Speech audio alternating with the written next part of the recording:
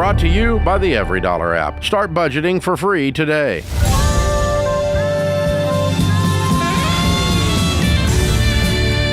Live from the headquarters of Ramsey Solutions, it's the Ramsey Show, where we help people do work that they love, build wealth, and create actual amazing relationships. Dr. John Delony, Ramsey personality, #1 best-selling author, and host of the ever-popular Dr. John Delony Show, is my co-host today. Open phones at 888-825-5225. You jump in. We'll talk about your life and your money. Spencer is in Memphis to start this hour. Hey, Spencer, what's up? Hey, I am calling because I have gotten myself into quite a bit of debt over the past about 5 years, and it's come down to I'm debating if declaring bankruptcy would be one of my options. Wow. I want to avoid it at all costs, but I don't know what else to do at this point. Pretty scary, dude. You married? Not anymore. How long you been split? About 3.5 years now. Money play a part in that? It did. I'm sorry. How old are you? I am 24. Wow. So how much debt have you got? It started about 4 years ago, and I got it's about $23,000 worth right now. $23,000 in debt. On what? I had 2 vehicles, and then I got a $3,000 personal loan, 3 credit cards that were only like $500 a piece, and then I had a military star credit card as well that went into collections. So how much of the $23,000 is the credit cards? Maybe $1,500, maybe $1,000. Oh, okay. How much? Do you currently own 2 cars? I do not, and that's the problem. I lost just about everything during the divorce, but I ended up keeping the debt for it. So wait a minute. She's driving both of the cars? No, it's kind of a long story. Long story short, whenever I went through the divorce, she took one of the vehicles, and she had it for about 2 years, refused to sign the divorce papers. I couldn't file the car as stolen because she was my wife. She would never pay on it, so I ended up not paying for it at all. They couldn't repossess it because they didn't know where it was. And then, so that was one car I didn't have. Where is that car today? Go ahead. It finally got repossessed, but now I still owe $9,000 left on it. Okay, so you have a repo of $9,000. All right, where's the other car? The other one, as I got it, I never turned in the title to it to the bank, so I believe it turned into a personal loan or a vehicle loan with no collateral. That one was for $6,000. Where is that car? Technically, I do have a car to show for that. I have a 2008 Yukon and a... Okay, so it didn't have a lien on it, and you sold it and bought a Yukon. Correct. Okay. All right. And what's your Yukon worth? Maybe $5,000. I could probably get $5,000 for it. Okay. And it doesn't have a lien on it? No, it does not. I have the title. Okay. And what do you make? I just got a new job making $58,000 a year. Okay. All right. You're not bankrupt. You're scared and you're hurting. Correct. But you're mathematically not bankrupt. Hear me. No, sir. I've been doing this a long time. You just don't know what to do next. That's all. Correct. Okay. You're hurting because all this stuff was out of your control. The divorce broke your heart, and you've just kind of swept stuff under the rug, and now you got a really lumpy rug. Exactly. Yeah. And this stuff has a high rate of resurrection. It comes back to life. Zombie money problems. Yeah, they don't die. They just keep coming out of the grave, and they're uglier every time they come out until you shoot them. Okay. Now, so here's the thing. If you file Chapter 7 bankruptcy, you can clear every bit of this, and you'll keep your Yukon under current law in the state of Tennessee, and you live in Memphis, okay? So that is possible. I would not recommend it, though. You can settle repo debt for somewhere around 15 to 20 cents on the dollar, and a lot of your debt is repo debt. So if we're looking at $20,000, $4 or $5 grand will clear that with some negotiation and some fight. Okay. But you got to call them up. Like the 9,000, they'll probably take $1,000, $1,500, maybe 2,000, and clear that on the ex-wife's car that you never really figured out, whatever, all that stuff, right? Right. Okay. So if you call those people, it's not $9 grand, it's $2 grand, because that's about what you can settle it for. Because they're just going to be so happy somebody called. Because they can't find nobody in this story. They're everybody. Even the freaking car disappeared in this story, right? So, yeah. And so if you don't pay anyone and file bankruptcy, you could do the same thing and just not pay anyone and not file. Then the only thing that could happen is they could come and sue you. Okay? But none of them have yet. Now. None of them have yet. Yes, not yet, correct. Okay. I have a court hearing in July for... I got a set of rims and tires after I got out of the military, and I honestly never paid on it. Okay. So here's the thing. Can I be mean to you for just a second in the middle of all your pain? Please do. I need to hear it. Please do. You got to quit buying crap that you don't have money for. Period. Absolutely. Period. And okay, like, I mean, rims and tires sounds like a 16-year-old. Absolutely. Okay.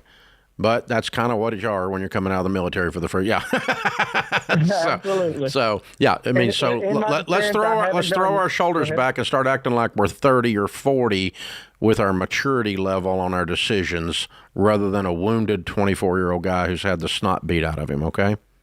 Absolutely. And I think you can do that, and we'll help you. So what I'm going to do is I'm going to assign a Ramsey counselor to you for free. And they're going to walk you through step by step how to clear every one of these debts.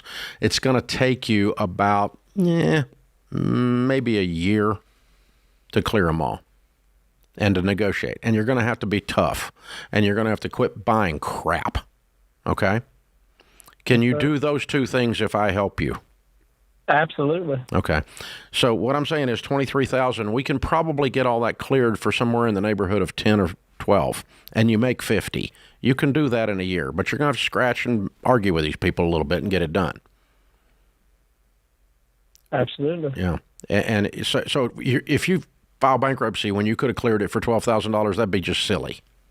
I would agree with that 100%. That's why I needed somebody to tell me. All right.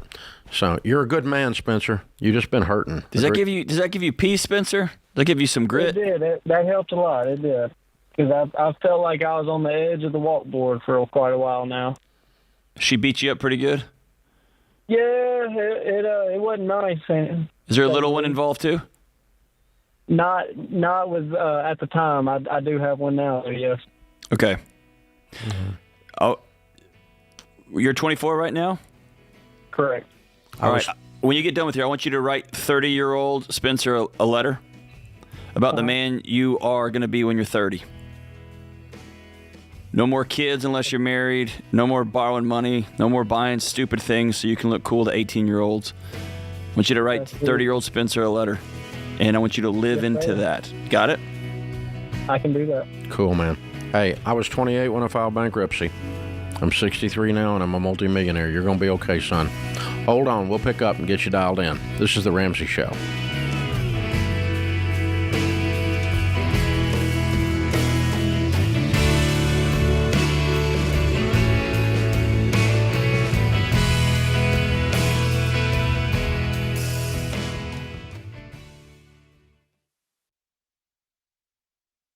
I've been doing this show for over 30 years, and some of the saddest calls I've taken are from situations that are completely preventable.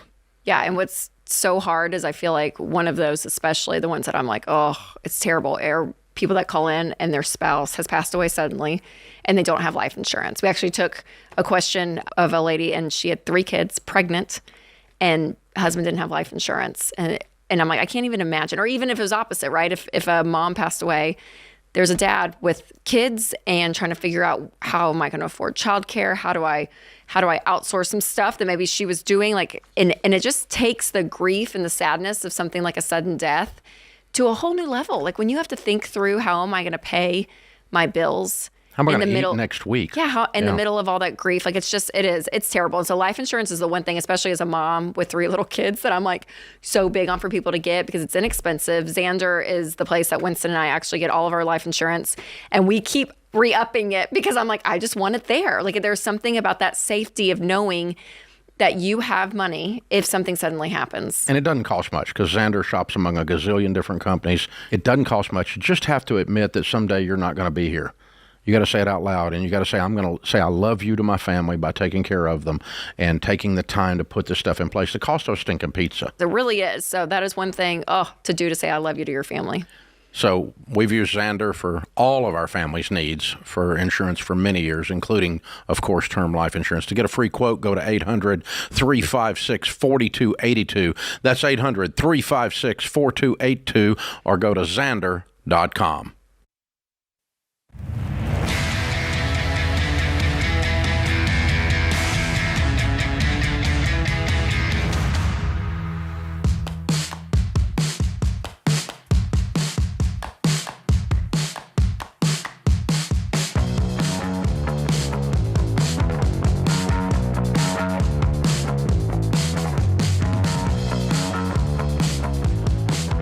Open phones at 888-825-5225. You jump in. We'll talk about your life and your money. Dr. John Delony is my co-host today. John, I love the suggestion as we're going into the break with the young guy to write him his future self a letter. I kind of almost feel like we all ought to do that. Like there's something about what do you want to be when you grow up, kind of thing. Yeah. Who do you want to be?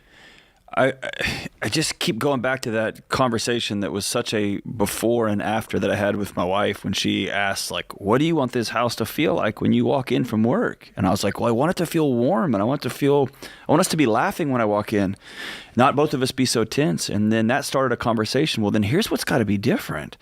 And I just wonder, what do I want it to feel like when I'm 40? What do I feel like when I'm 60? What do I want my relationship with my kids to be like? And what do I have to do right now to live into that? That's so different than let's just get to the next day and the next day and the next day, and you wake up and you're 100 miles from your original destination. I just love that idea of sitting down and being intentional.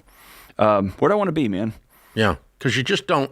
Or more important, who do I want to be? Yeah, right? You don't accidentally become good things. No. You accidentally become bad things. And life happens, and I get really mad, and I start to spin and make a decision. I don't ever do You've that. never done this, but I find myself way over here. And it's just, I like the idea of 55-year-old John going, whoa. Like letting him be a little bit of a guide for me, right? Yep, absolutely. Open phones at 888-825-5225. Aaron is in North Carolina. Hi, Aaron. How are you? I'm doing great, Dave. Thank you and John so much for taking my call. Sure. What's up? So my wife and I just bought a house, and I'm feeling a little buyer's remorse, and I just wanted to get y'all's take on our financial situation to see if there's some validity in what I'm feeling, or if it's just, I'm just in my head on it. I'll give you just a rough kind of breakdown of our financial. Well, before you do that, just tell me what the house payment is. $3,700. Okay, and what's your take-home pay in the house? $180 a year, roughly $9,500 to $10,000 per month.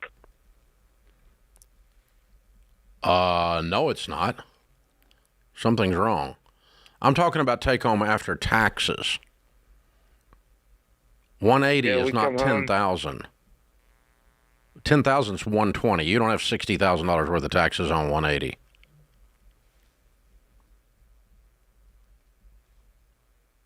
You don't. Well, no. Okay. So are you taking out 401k and all that? No, I'm not.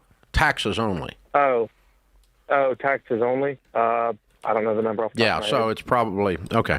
So how much are you putting into your 401k? Currently I'm 10%, and my wife is 10%. Okay. All right. So that's 18,000. So that makes sense then. All right. Because your take-home pay, not counting your 401k, would be more like 14. Okay. Something like that. Okay. That makes sense. And 401k, health insurance, whatever else the crap's coming out of there, because something's coming out of there. But that's what it ought to be, because 180 is 15 a month. Okay, that makes sense. So you'd be at 13, and 3,700 is not out of line then. That's my point. I had to get to real take-home pay before I sold your house, and now we don't have to sell your house, so that's good. So, well, my wife will enjoy that. so you're the saver, and she's the spender. You're the nerd, and she's the free spirit. Yes, correct. Yeah. And you feel like you caved and bought something you can't afford.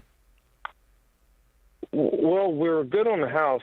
The only debt that we have in our names is a car, and my biggest stress right now is, so I have $85,000 in the bank. The car, I owe $39,000 on my car. Write a check and pay it off today. Okay. I was going to go sell it and buy a beater. Just didn't know if it was smart to just. Well, you could still sell it later and buy a beater if you want to, but for today, let's get rid of the stress. Okay. All right. And you guys are not doing a written monthly budget called Every Dollar on the Every Dollar app, where both of you agree on every dollar before the month begins, where it's going and what its name is. And if you'll start doing that, you'll feel much more in control. Okay. It'll give you a lot of peace. It may cause some fights because it may expose what some people in the house are spending, and it's not you. Yeah, yes, you're correct. And we did do the Every Dollar app, and we're able to save around $2,200 a month. But for some reason, that just seemed low. And I got on Reddit, which I shouldn't have done. And everybody was like, "Oh, your house poor," and I just started freaking out. Now, listen, Reddit is not a source of anything except trouble. No, Reddit is for if you're feeling exceptionally well and you're like, you know what I need in my life? A little depression. Then you should read Reddit. Other than that, if you get a medical diagnosis, if you go to Reddit, you're dead by morning. The only thing that will kill you faster is WebMD. They'll kill you. They'll kill you within the hour. Okay. So seriously, you're right. So Daniel, what you guys need to do is you need to get above this and think about your source of information. And we are making fun of Reddit, but it's not a good source, okay? And because the numbers you're giving me, nothing's out of control. I think what I'm hearing is a good guy who's a nerd, who's very responsible, like me. I'm a nerd. And your wife has not let up on the spending. You all are not in agreement. You've been kind of swinging at this whole money thing instead of actually making it dance, getting it in line and making every dollar dance, and both of you being in agreement, paying off the car, and then I think you're going to have a lot of peace. The numbers you're giving me are not stupid. If they were, I'd tell you. Yes, sir. Aaron, can I ask you a few other peripheral questions? Yes, sir. You got any friends? Oh, yeah. That you go hang out with once a week? Yes. What's the state of your health? What's the state of my health? Yeah. You exercise? You go for walks every day? Oh, yeah. Yeah, work out 6 days a week. Okay. Eat clean. What's the state of your marriage? Great.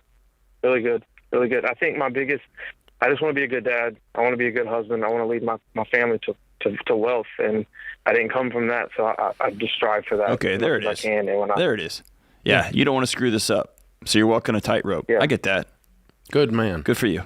That's a good motivation, as long as it doesn't take it so far you can't sleep at night. That's right. I'm going to send you building a non-anxious life. Or if it doesn't take you to Reddit. Yeah, exactly. I'm going to send you building a non-anxious life. I want you and your wife to go through that book together. Yeah, and then you guys jump on Every Dollar, the app, and get it going too, and make sure you get this stuff dialed in, because I think you're there. I think if you get 100% alignment with her using the budgeting process called Every Dollar, that's going to, and you're probably 85 right now. Okay, if you get 100% control and command over the dollars, and you're probably 90% on that, okay, and you pay off the car, then you're going to, and you start doing the Ramsey stuff the rest of the way and quit ishing it, then I think you're going to find an immense flip from I think that little bit of lack of alignment and then this tremendous drive to be a good guy is where your disconnect is, your dissonance. Yeah. And his body put a GPS pin in money worries. And so it's just, he's got a new big debt and he's got a kid and his body's sounding all the alarms. It's going back to those ratios. And you and I have talked about that offline. Those are just important things. I'm doing it right. Yep. We're safe. I'm doing good. I'm doubling up on my payments when I can. I'm taking overtime when I can. I'm getting the stuff done. And you slowly practice that. Yeah, but when you do something that your inner voice, the Holy Spirit's telling you not to do, then don't be shocked that you're stressed. Right, exactly. So when you buy a house while you have a $39,000 car debt, and you knew you shouldn't, don't be shocked that it's upsetting. Right. Or one step further, if your parents were screaming at each other growing up over their house payment, even if you put 50% down and you buy a house, expect your body to feel a little tense. That's okay. I know that I have to outsource that because when I get emotional, I get real emotional and I start making decisions fast. And I get a friend or two, or I get somebody that I trust to say, okay, I'm about to do something uncharacteristic. I'm about to sell my house we just bought. Is this wise? Yep. And then you can get some exhale in your life. And they'll go, no, I got your 6. You're doing good. It's helpful. It's what this show is, right? Yeah. When things are when you do things that are inconsistent with what you believe, the people in John's world call that dissonance. There's a disconnect. Your actions are perpendicular to your belief. 100% time you get stressed.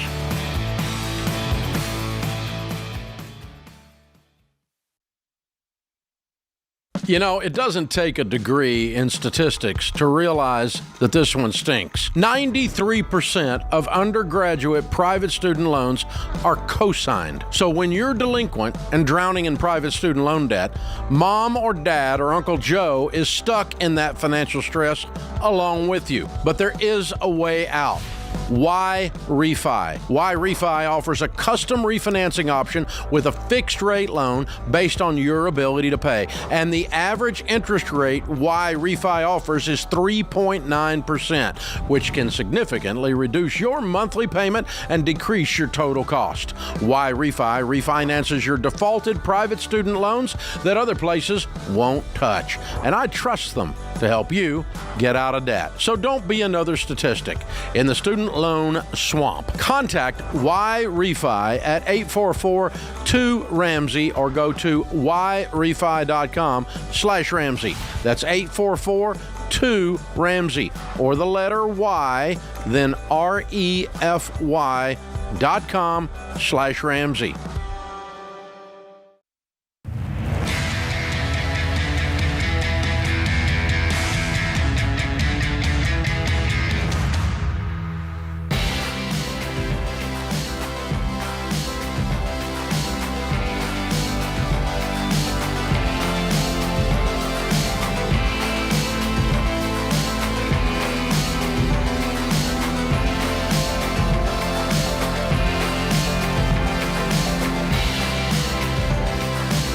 Dr. John Delony, Ramsey Personality, is my co-host today. Well, John, it's finally happened. My 35-year stellar career has been reduced to selling T-shirts. Finally, we get some Ramsey cool gear, dude. I thought I was an important author, and now I sell T-shirts. So we have Better Than I Deserve T-shirts. Finally. We have Food at Home is the T-shirt. That's a great T-shirt. I got that one. That one cracked me that up. says Better Than I Deserve. And some cool sweatshirts that say debt-free. I guess I should hold them up for you YouTube people. Yeah, because YouTube people need debt-free. Right there it is, right there. Okay.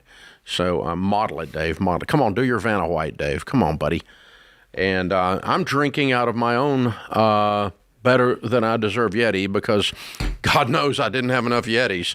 So I needed they breed like rabbits in my cabinet. They breed. They're everywhere. And then we got our version of the Stanley Cup thing over here, whatever that is. Is that? To live like no one else. Yeah, but it's the, what do they call it? What do the women call that thing? The Stanley. It is Stanley. Yeah, that's the brand. It's a Stanley Cup. I was thinking of hockey for a minute, but yeah. My brother-in-law works on the railroad, and he's had a Stanley for 117 years. And his daughters were like, "Dad, we want Stanley." And he goes like this, and they all went, "Oh." He does. He's got the real green Dad's one. way. The real ones. Yeah. Dad's got it going on. Made by Aladdin, I think it was. Yeah. So anyway, you've been asking for the Ramsey merch, shirts, tumblers, hats, Better Than I Deserve hat. Yep. T-shirts, Yetis. Yep, you got them. We got Food at Home. I can't believe that one's popular, but you're wearing that one, you said, huh? Yeah, I like that one. Cracks me up. Yeah, okay. So you've got a story the world needs to hear. You can kick off some conversations. I'm not crazy. I'm just getting out of debt, and it's kind of fun. And it's high quality. You know, the new soft kind of T-shirts? Yeah. that all feel like pajamas now. Yes. Everything's, the old scratchy cotton T-shirts are kind of gone. These softy ones are, well, it's fun. I'm glad we're doing it. Listening to you sell clothes is one of the funniest, most awkward moments of my professional life. I'm just saying it was, I'm going, Ramsey Solutions changed my life. I bought a hat from them. Oh, yeah, I will work so hard to get an underwear endorsement from somebody just so you have to pitch it. Not a chance. It's amazing. Just so you have to pitch it. There we go. All right. RamseySolutions.com/store. Check out all the new merch. It's awesome. It is actually high quality merch. And I stuff. hope we're charging a lot for it because it's just embarrassing that we're doing it. So, anyway. It's fantastic. Hey, for years, people have been showing up with their homemade, they make their own. That's true. This is good stuff. That's not on me, though. No. This is on me. Nah. This is happened good. on my watch right here. This is good. Well, it allows people to be we say it all the time, like we don't do big $400 million sponsorships, like word of mouth. They can be a walking billboard for us. They are like, they don't have to say anything if you got a little social awkwardness. Just be drinking out of your Better Than I Deserve Yeti. That's right. There we go. That's right. Coffee, by the way. Or wear your debt-free. Because who at the mall doesn't want to know what your net worth is? That's important to just announce it. I see. Put some sweet tea in the Yeti and go for a walk. There we go. Yeah, that's what's in your sweet tea for sure. Yeah.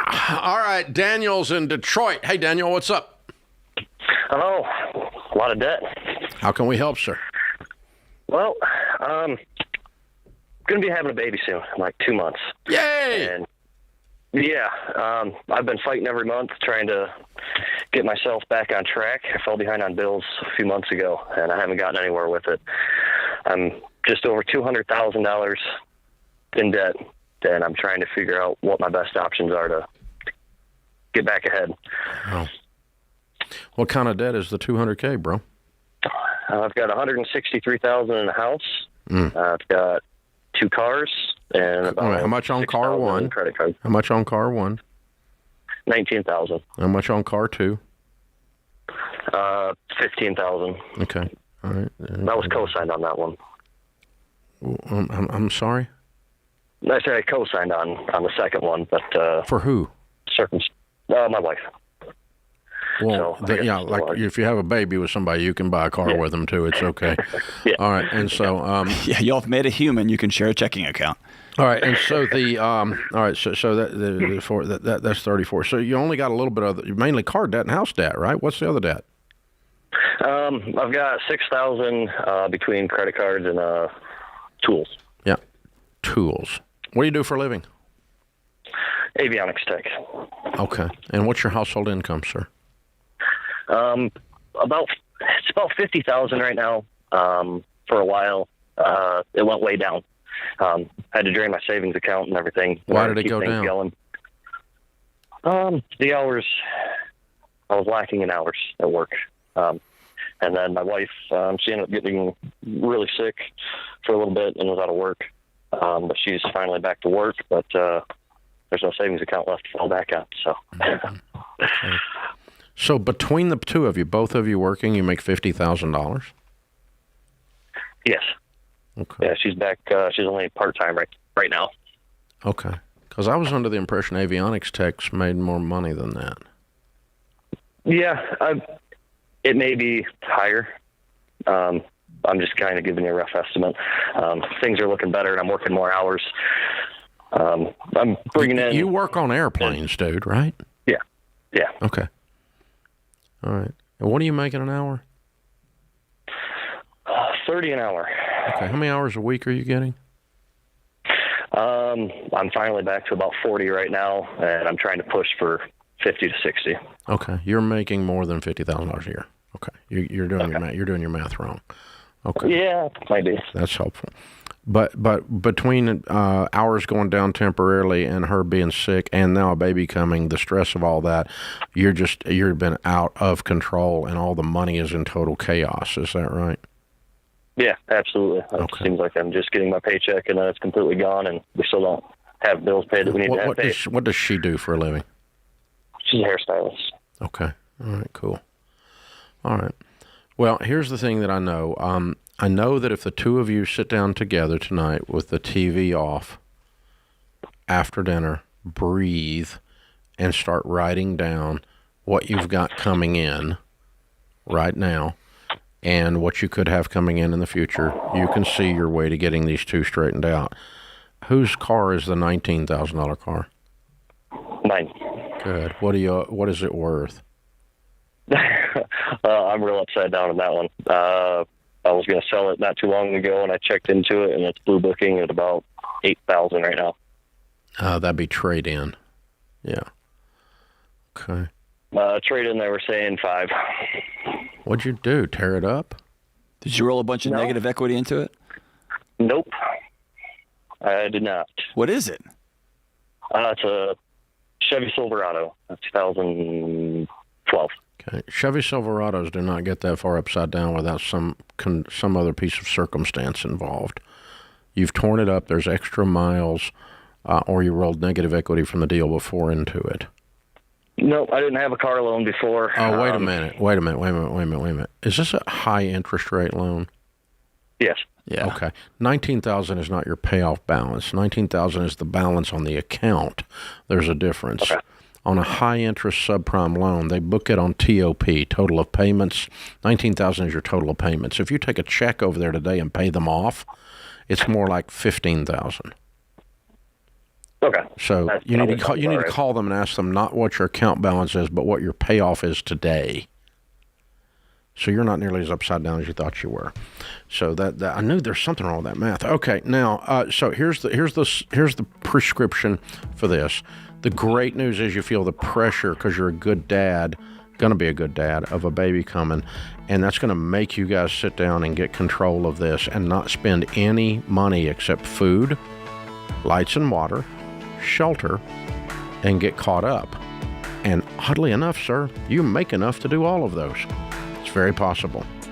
And don't count that mortgage in your debt right this second. Let's worry about those bills and those debts, and we'll get that stuff squared away. First thing I want to do is be current and in control. There you go. And you're not that yet.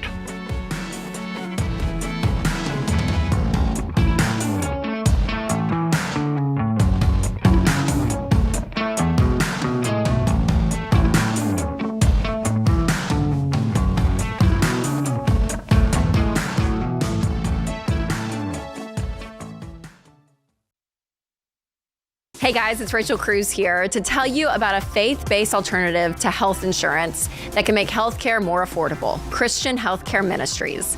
CHM allows members to share each other's healthcare costs, and it's as easy as 1, 2, 3. Step 1, choose the healthcare provider you want. Step 2, submit your eligible bills. And Step 3, get reimbursed. CHM members take care of your eligible medical bills. With no networks and the freedom to choose your healthcare provider, CHM is the best option for Christians who want to take care of their families and help other believers. Find out more at chministries.org/budget.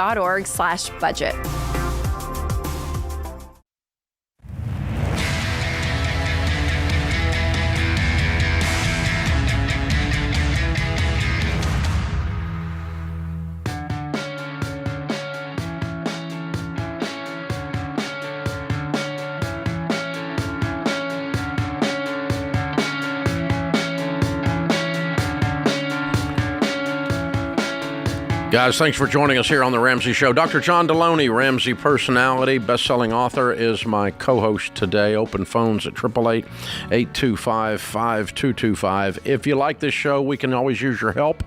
You are our only marketing plan, which is awesome, actually, because the best products in the world are spread by word of mouth. So click share on the if you're listening on a podcast or watching on YouTube or whatever, click the share button and let people know, or click the link, cut the link out and send it to somebody in your email and tell them to start listening to this show. So you got to check this out, got to check this out, got to check these guys out. And subscribe, that's a big one. And follow, that's a big one. Click those buttons and of course, leaving 5-star reviews. All of those things actually change the algorithm in these different platforms and causes them to promote us. And they do it for free because you are telling them we're awesome, because you're awesome. So thank you. Thank you for doing that. Lisa's in Portland, Oregon. Hi, Lisa. Welcome to the Ramsey Show. Thank you. My husband passed away unexpectedly a couple months ago, and he was kind of in charge of all of our monies and stuff. And I'm going to get through this call without crying. So no, you're not, because I'm not. Yeah, you don't have to. You're good. So how old are you? I'm 54, and we've been married for next month would be 36 years. What happened to him, hon? He just went to sleep, I guess, and didn't wake up. What was his name? Troy. Well, we can all be envious of that methodology, can't we? Yeah. yeah, that is one thing I'm at peace with. Yeah. He liked to be home, and here he was. There it is, just like that. Wow, Yep, I'm so sorry. yep. So you got Thank you. You got any babies at home? I got 3 grown children that are all married. Good. So it's you, and you said you're up in the air on the money stuff then, right? Yeah. So he did set me up. I'll be okay, but I just don't know what to do with everything. Okay. And do I pay my house off with life insurance that I got? How much life insurance did you get? I have right now I have $500. Mm-hmm. And what right and now? I think I'm what do you going to mean? end up with Then I'll have I think another 100,000. And then in monthly, I think I added it up, and I think I should get at least 7,000 a month. Mm-hmm. Boy, I love your husband. I know, so do I. Yeah, Troy did good. What a great job, Troy. We well did played. so bad when we were young. Yeah, he just said no way. We got to turn it around, so we did. Yeah.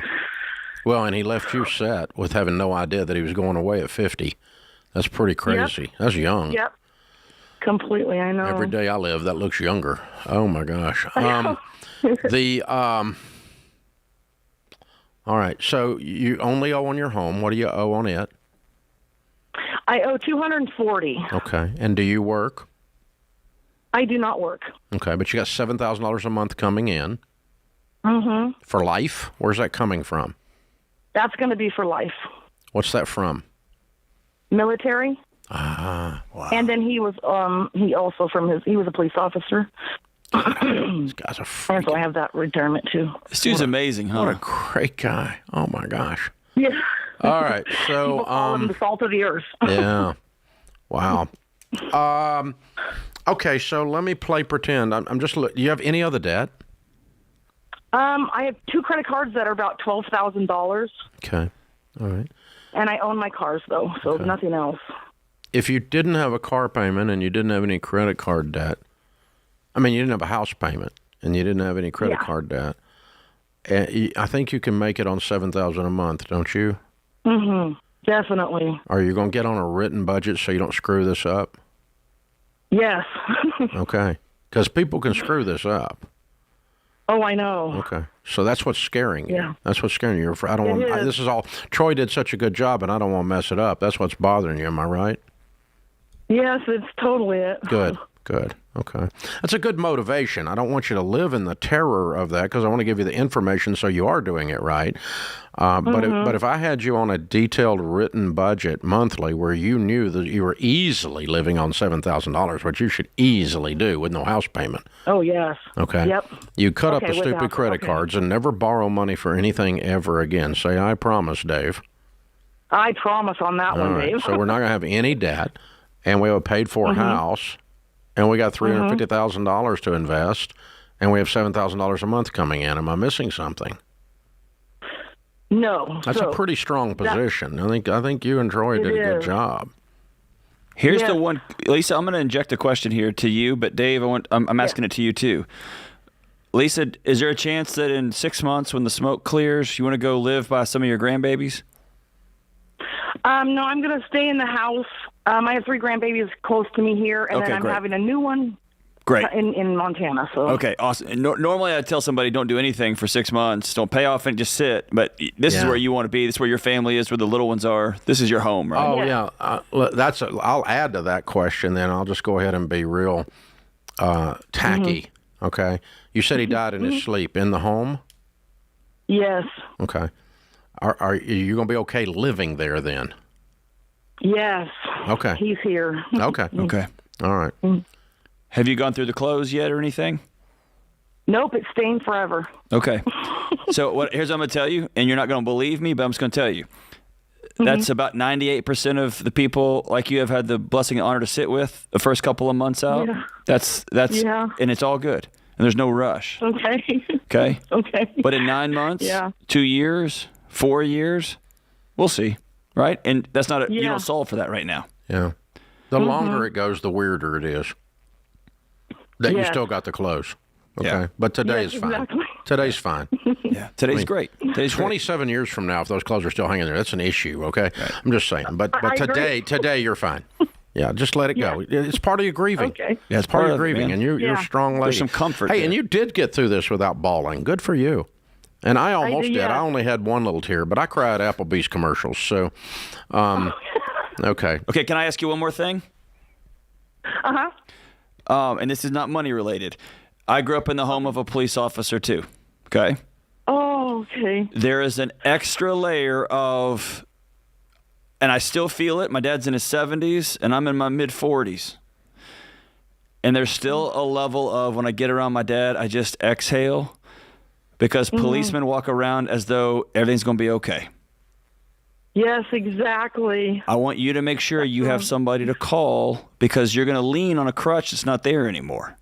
He's in your heart, but he's not going to be there in that restaurant. He's not, and he would always sit up against the back of the room, and now you're going to, right? So he's got all those little things that you always had that extra layer of everything's going to be okay, and your body's going to feel that that's gone.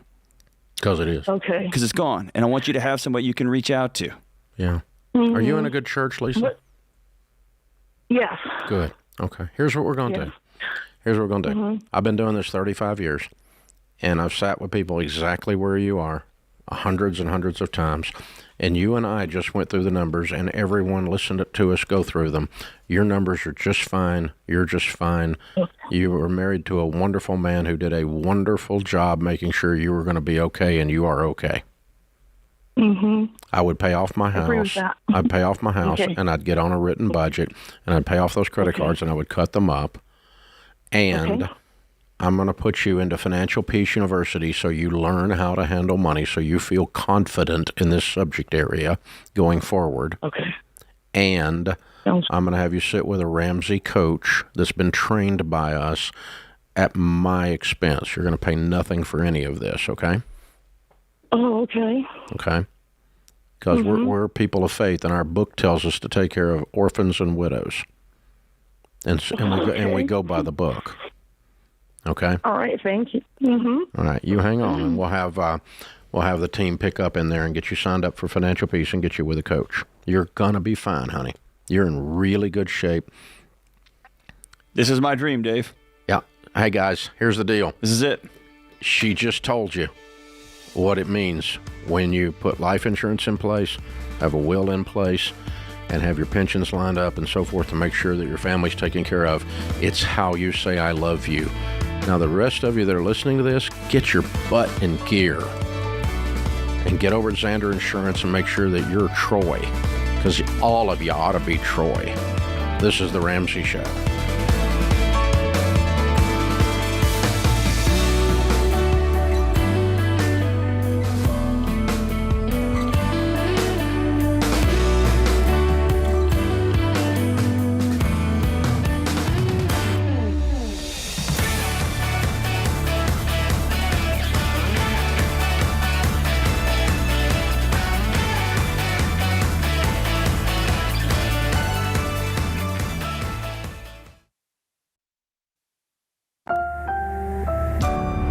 Brought to you by the Every Dollar app. Start budgeting for free today.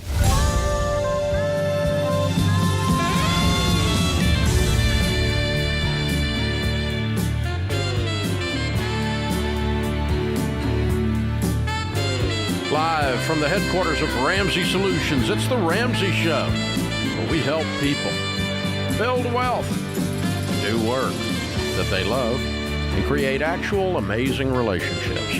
The phone number is 888-825-5225. Dr. John Delony, Ramsey personality, host of the Dr. John Delony Show, and author of a couple of #1 best-selling books, the latest, Building a Non-Anxious Life. He's my co-host. 888-825-5225. Auburn, Alabama. Ashton is calling. Hi, Ashton. What's up? Hey, how are y'all? Better than we deserve. How are y'all? We're good. I'm so happy y'all took my question because we really need some help with this. We'll give it a shot. Okay, so me and my husband were 25, and a year ago we purchased a camper and a truck because the payments on that were going to be cheaper than what our apartment was going to be, which was going to be almost $3,400. And now we're stuck with a camper and truck, and we're going through baby steps, and we're trying to figure out if it's worth keeping to pay down until it's out of the upside down, or to sell and then pay on the upside down. Do you still live in it? No, we do not. My mom has a rental house that became available, so we live in the rental house now. So the plan that it was cheaper was not executed. Well, Is this not cheaper if you didn't need? Now you just have a camper payment. Yes, now we just have a camper payment, which we are renting it out currently as of like an Airbnb vacation, and it's paying for it, but we're worried when summer's over, if it's not, I just don't want to have that what if it doesn't get paid for. So we How much do you owe on the camper? $115,000. Good gosh. Holy Jesus. It's like an apartment on wheels. It has a washer and dryer, a king size bed. It's a massive fifth wheel. What do you all make a year? Last year together we made I think $145,000. I'm a hairstylist, and he at the time was a firefighter paramedic. And y'all are 20? Did you say 24? We were 24 at the time. And they loaned you $115,000 on a camper. On a depreciating Yeah, asset. I don't know how that was possible because we couldn't get a house. No one would loan us a house or get us a mortgage for a house. With me being a hairstylist and my income fluctuating, wasn't a fixed income. I love you, but you're the dumbest smart person I've talked to today. I'm trembling to ask this question. Have you figured out what the actual value of the camper is today? The actual value of the camper is $90,000. And you owe 115? Yes, $115. So you're 25 in the hole. Yeah, but if you go to Camping World and they want to like buy it back from you, they offered me like $63,000. I'm sure they did. And the Camping World sold you this crap. Yes, they did. Okay, and now I know the news is going to get worse, but I have to just keep going.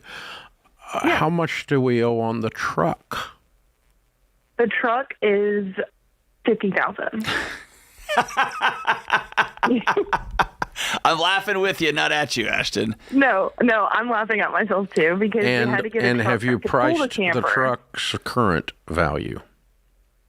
His trade-in value when we talked to a dealership was $42,000, I believe. Okay, so you can get close to what it's worth if you private sell it, or close to what you owe if you private sell it, because trade-in value doesn't work. Okay. Do you guys have any money? Like saved up? Like money, yeah. Yeah, we're in the baby steps. We have the emergency fund saved up, and now we're just dumping extra money into credit cards. You have $1,000. Okay. Yes, right. And then we're just dumping all the extra money we have into credit cards to get them finished. And how much do you have in credit card debt? Total $7,000. Okay, good. All right. And then my car is $10,000. Your car's what? My car's $10,000. Okay, good. Okay. All right. And I assume you've been so far paying everything on time, and so your credit's probably stellar. Yeah, our credit's still good. Good. Thankfully, it's still very good. Okay. The longer you wait to sell the camper, every day that you wait, the spread between what you owe and its value gets wider. Agreed? Mm-hmm. The value is going down faster than the loan balance. Agreed? Yes. Yes, sir. So we don't want to delay. We want to sell the camper as soon as we possibly can sell it without giving it away to Camper World or whatever they're called. I don't want to go over there again, but at $63,000, no, we're not doing that. But if we can get 90 for it, or 89, or 92, or 85, the sucker's gone. Mm-hmm. Okay? So get it up for sale today. And then you're going to have to go to the credit union. Where's this loan? Is it Camping World gave you the loan too? Yes, it's through Alliant Credit Union, I believe. Of course it is, yeah. Yeah, of course it is. That's who makes loans like this. Yes. They're probably not going to be any help, but contact them and ask them if you can sign a note for the difference unsecured. So you sell it for 90. Okay. You sell it for 90. You owe 115. You're going to have a $25,000 note with a land if you did that. Yes. Otherwise, you got to go to your credit union or your local bank and get them to loan you $25,000. And do it like a personal loan? Yep. All we're doing is reducing 115 to 25. That's a good move. Yes. Okay. And it's not a $1,000 payment like we're making now. Exactly. And we're going to sell his truck as soon as we can get close to what is owed on it. So put it on Craigslist and put it on other stuff. And and because we can get a vehicle down closer to your vehicle that is doable, and of course we're going to clear those credit cards. So now if you're making 145 and you owe 25, and you owe 10 on your truck and 7 on credit cards, and a little bit on some kind of car we get for him or truck we get from him, like 10,000, we can clean that pretty quick. You could be out of debt. Like we're already down 1,000 in 2 weeks. Yeah, but you could be out of debt completely if you'd make those moves. Sell his truck and the camper by the end of summer if they're gone at a reasonable price, and that way the hole's not too big on either one of them that you got to pay back. But you could be debt free in 18 months. That would be awesome. But that's living on beans and rice and beans. Yes. No more pipe dreams. Absolutely. Because this was a pipe dream. Like drugs were in the pipe dream. Yeah. We smoked this pipe dream. But it sounds crazy to do a $3,400 apartment, too. Like I know you traded 30. That compared to the truck and the camper, the $3,400 apartment is freaking lights out genius. Compared. Yeah. Or think about it this way. Ashton. At 34, you would have paid about $40,000 this year in rent in this apartment. Yes. You're hoping to sell this at a loss to minimize your loss to $25,000 to $30,000 to pay off. Yeah. So there it is. You paid it anyway. You paid it anyway. You just didn't get to live in an awesome apartment. Yeah. Instead, you were on an apartment on wheels from Camping World. Dave, it's so great. I can feel you try not to laugh right next to me. I'm just $200,000 as depreciating. They say in Auburn, assets. Alabama. Bless your heart. Bless you. This is the Ramsey Show.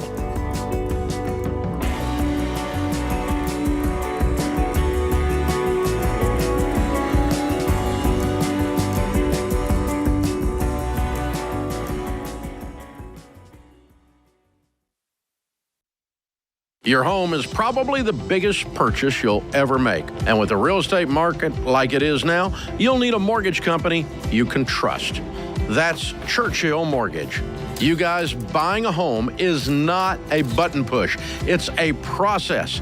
It takes building a relationship with an expert who will dig into the details and give you peace of mind without busting your budget. Churchill is one of the highest rated lenders in the country. And they're Ramsey trusted because they do what's right for you. Go to ChurchillMortgage.com to get started.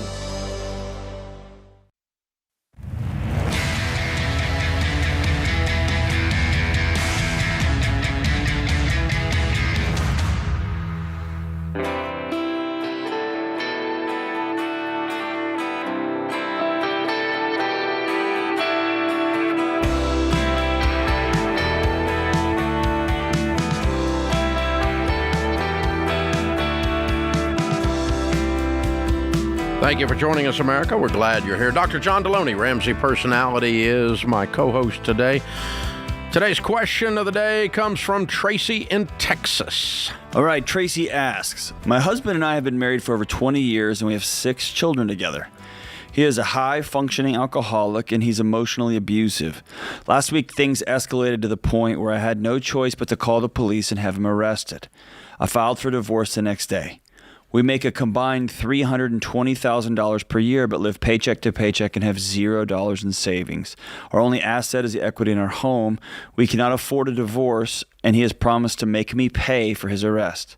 I feel like I'll be forced to let him come home because I don't have any other financially realistic option. I earn 6 figures on my own, but I'm worried about how I'll feed my kids and keep the mortgage current. I know I need the 4 walls first, but I'm overwhelmed and can't do this alone. Okay. First thing, by definition, he's not high functioning. Right. Yeah. He's not functioning. He might have been high functioning in the past, but not now. Yeah. And so, wow. And good for you for having the courage to call on him, man.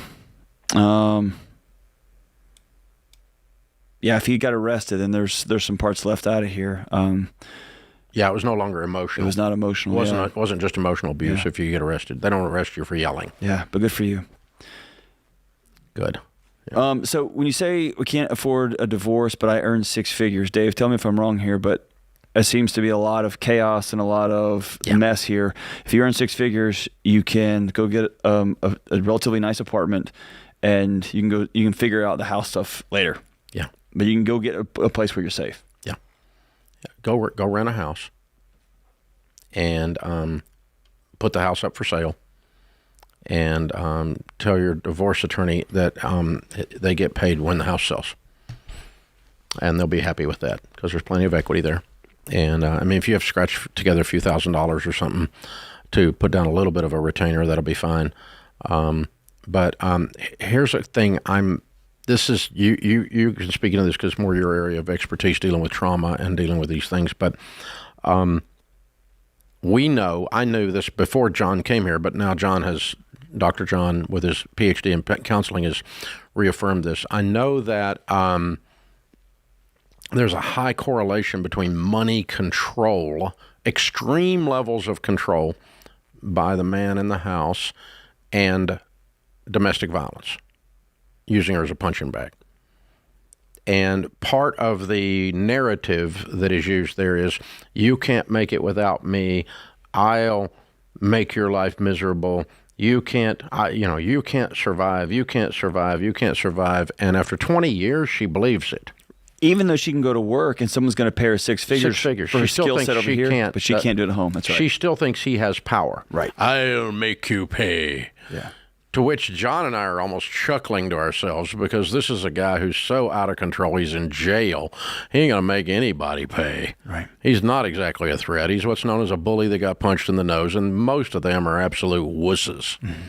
Once you punch a bully really hard, they just sit down and cry and moan, and that's what this guy is. Yeah. He's a coward. Yeah. And so, because his only chance of upping someone is his wife. This is a coward. And so he's not as big a threat, darling, as your psyche, which has been reconditioned over 20 years, tells you. Yeah. Agreed? 100%. So, I mean, I'm seeing domestic violence language in this. Am I wrong? All over this, okay. Yeah. And sometimes it's even hard to write that down. It's hard to write it down. Yeah. So, you earn 6 figures. Go get yourself. And by the way, your life, your standard of living will change dramatically. You're going to have to let that go. Go get a small house, the smallest houses you can afford with 6 kids. And it's not going to be fancy. It's going to have Formica countertops and all. Who cares? You're going to have safety in your home for the first time in 20 years. And tell your attorney that you get paid when the house sells, and he's going to have a highfalutin attorney also. No, he doesn't. He doesn't have any money. Nobody's got any money. Well, that's true. Yeah, he didn't have any cash either. He's in exactly the same place she's in. That's a good point. I'm going to make you pay. Where are you getting the attorney's fees, buddy? Yeah. Yeah. So he's as broke as she is. So they got a lot of equity. That's it. And they got a good income. That's it. So what I'm going to do is start, I'm going to get out of the house and park in something cheap and get the house sold with court order with the attorney as soon as possible. Yep. Fast, like blindingly fast. Not even as a part of the divorce settlement. Just the money's paid into the court until the divorce is settled. Love it. And then let the attorneys get paid out of that, and then just make sure that they don't keep it there for 5 years and they're the only ones getting the money. Right. Okay? But Bubba has got no power here. Yeah. He's the only power, Tracy, that this guy has, he has no financial power. He has no emotional, spiritual, physical power. The only power he has is between your ears. And if you quit, the day you quit letting him live there rent-free is the day this whole thing turns over fast. Because John and we're not intimidated by him, and we can see real clearly exactly how this is going to go down, and you're going to come out of this just fine, other than the healing that you're going to go through from the years of calling this a high-functioning alcoholic, when in reality he hadn't been high-functioning, if he ever was, in a long, long time. And I want to speak to this. If this happens to be Tracy or anybody else listening, I remember always getting a pat on the back in my annual review because I was in charge of a lot of revenue and expense accounts, multiple millions of dollars, and we always came in under budget. That was like a thing I was known for. I always going to land underneath that. And my household finances were a mess. And I always felt a ton of shame that I could do it so well over here, but when I got here, I wasn't a person of discipline and any self-control or anything like that. And so if this is you, Tracy, you're good at work, you make six figures, but at home everything feels chaotic. You have to do the brave, scary, hard thing and ask for help. You got to ask for help. That's what FPU's for. That's what Every Dollar's for. That's what our financial coach is here for. That's what your neighbor down the street is for. That's what your minister's for. You got to ask for help and say, okay, I'm great at work here so much that they pay me six figures. How do you make a checking account on your own? How do you do some of these basic things that you quote unquote should know, but you don't know how to do it? Okay, let's go get the help we need to do. Yeah, and talk to your boss at work. If you're making six figures, you may need a $10,000 advance on pay to get the new place deposits and all, and to get a little bit for an attorney to get started. But can't afford. I feel like I will be forced to let him come home. No. Nope. I thought I saw that in there. Let me go back to that. He wants you to feel that way. There's nothing in the law that says that. There's nothing. I mean, you need to get a restraining order, and, you need to make him pay for inflicting this on you and six kids. Yeah. And it's not a matter of vengeance. It's a matter of boundaries. It's a matter of safety. And safety. And no, come home. By the way, he could come home, but it might be in an empty house because you moved to a rental. Right. And the house he's living in is up for sale by court order. Yeah. And that's where I want this thing to go as fast as possible. And what about the kids? Let me tell you. The only way the kids are going to be okay too is when you are. That's right. Having a dragon living inside your house is infinitely less safe than them having to move in the middle of a school year or in the summertime or whatever. Yeah, the dragon does not get to come home. Correct. Yeah. Nope. Sorry, dragon. We discovered you're a dragon. Who knew? Now you can't live there. Ugh, what a mess. Yeah, it's like, It's amazing. We thought you were a pet dragon. Well, it turns out you're a dragon. It's amazing, Dave. You said it. It's you can be so in control over here, and somebody just beat you down for 20 years for so long. You just believe that story. The story becomes the story you tell yourself, and it's really hard to change that narrative. Yeah, it's tough. So, Tracy, to use John's phrase, you are worth not being a punching bag. You are worth standing alone and creating a new life that's full of peace, and you got to go do it. Yeah. It's going to be hard, but it's going to be a lot easier than dealing with the dragon. Yeah. This is the Ramsey Show.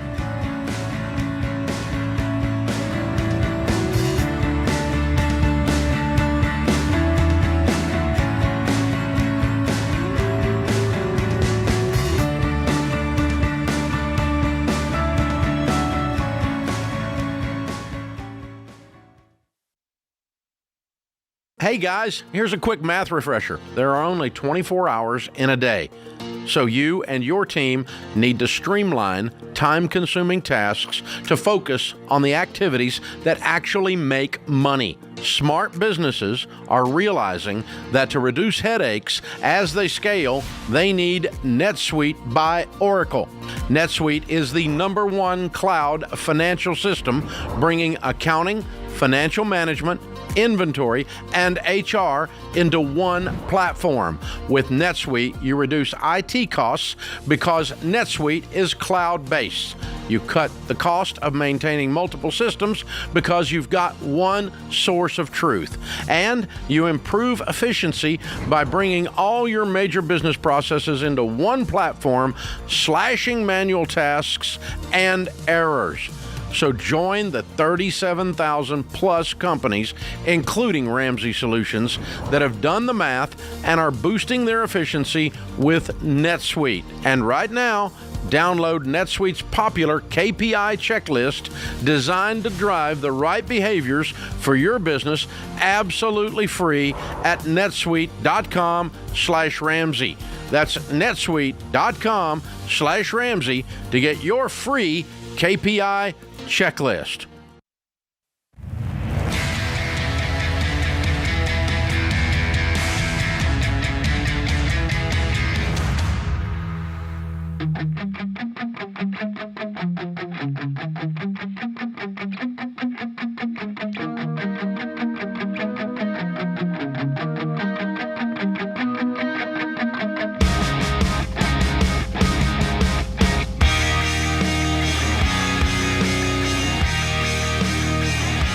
Dr. John Delony, Ramsey Personality, is my co-host today. Open phones at 888-825-5225. Well, Ramsey events are in full swing around here. We had a great event here last weekend with the Total Money Makeover Weekend. It was one of the most fun events I've had in a long, long time. I thoroughly loved it. It was old school TMMO stuff, man, and it was a blast. Our upcoming Money and Marriage event with Rachel Cruz and Dr. John Delony sitting beside me just sold out. And it's in October, so it's done.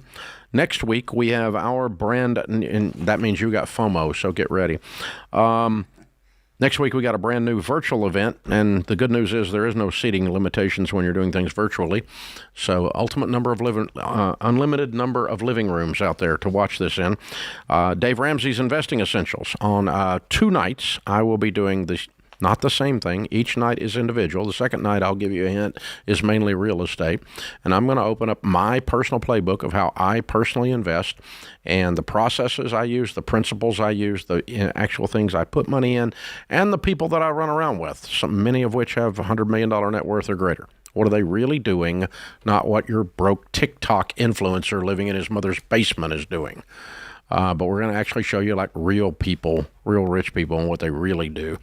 And it's not flip this house. I'll just go ahead and give you a hint ahead of time. So, yeah. So anyway, it's going to be fun, and it's actually sold like crazy. Like a bazillion of you have already bought tickets. Thank you. 2-night virtual event, May 21, 22, which makes it next week. It's $199. Get your tickets to that, RamseySolutions.com/events. And the cruise is almost sold out for next March, the Ramsey Cruise. It's March 22nd through 29th next year. It's all the Ramsey personalities, plus a bunch of celebrities going to be on there with us. And so it's going to be a lot of fun. It's the Live Like No One Else. So if you're baby step 4 or beyond and you want to come, we'd love to have you. We don't want you spending money on a cruise when you're getting out of debt and building your emergency fund. That's wrong. So don't do that. That's why it's called the Live Like No One Else cruise, so that later you can live and give like, it's the later part, live and give like no one else cruise. So, but it's going to be a lot of fun, and there's a handful of suites left, or not suites, rooms. I think the suites are all gone, but I think it's like 80% sold out right now, and it's only been up for like 4 weeks. So, and I heard that you've challenged the boat to a cannonball competition in the big pool. I'm excited about that. Joe Levitt told me that you're going to be leading the way. It's going to be awesome. Really? Yeah. Oh. He said you have a big onesie swimsuit that you're... Instead, so the Speedo rumor went away. That's good. Yeah. That's good. Okay. That got, that got nixed. They took a company vote. But no, not doing any of the above. But your big onesie... None of the above. It's going to be awesome. None of the above. I can't wait. I don't know where these people are hanging out together and what they're ingesting while they're having these discussions, but not doing it. Gummy bear breath. Not doing it. Just saying. Not happening. Not those kind of gummies. All right. Erica is in Kansas City. Hi, Erica. What's up? Hi. I was wondering, where does a big home renovation project fit into baby steps? Would it be like baby step 3B? Could be. It could be 4, 5, 6. Probably 4, 5, 6, something like that. How large a project you want to do? Yeah, we have a house that is, it's kind of like a 2.5 bedroom house, and we need more bedrooms for our kids as they are getting bigger. Okay. Why don't you sell it and buy one? Well, we have land, and land prices have almost quadrupled here. So you like the land, you like the piece of ground you're on? Yeah. Yes. Okay. And how many acres have you got? 30. Oh, that's nice. Very cool. Okay. And what's the square footage of the 2.5? It is 1,800 square feet. How old is it? Over 100. Okay. Is there any historical value or family value to that particular house? No, none at all. Push it down. Push it down? Yeah. Be a lot easier. I've done probably, 500 renovations. Renovating something that's 100 years old is my idea of hell. They don't build them like they used to. Thank God. We build so much better house nowadays. The pipes are bad, the wiring's bad, the roof is bad. The lumber that was put in there was rough sawn. It's twisted like a turkey's toe. And, oh, God, no. It's all. But when you get done with this, you're just going to have a 100-year-old house that's been patched up again. That's how you end up with 2.5 bedrooms. We call them country-built houses. People just keep adding crap to it, and it just looks like a labyrinth to get through it.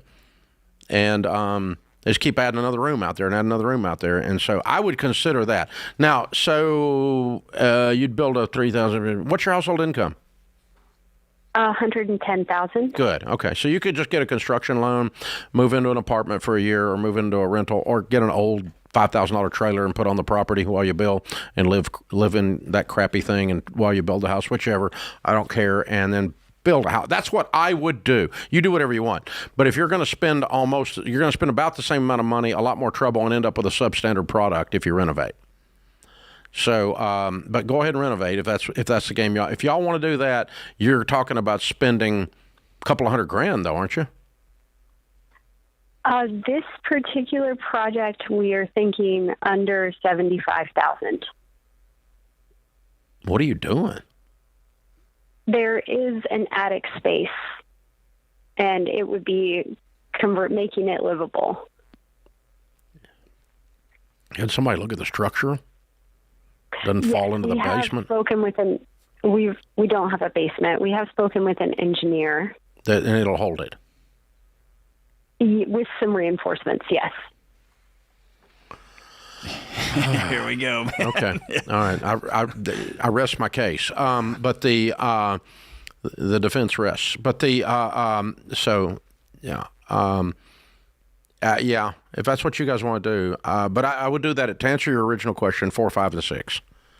So would you pay off the mortgage before you did something like that? No, I'm fine. It's 4, 5, 6. I mean, if you come up, you make $75,000 in cash, renovation. You want to buy something that's $75,000 in cash. You want to do that before you pay off your mortgage. That's a 4, 5, 6.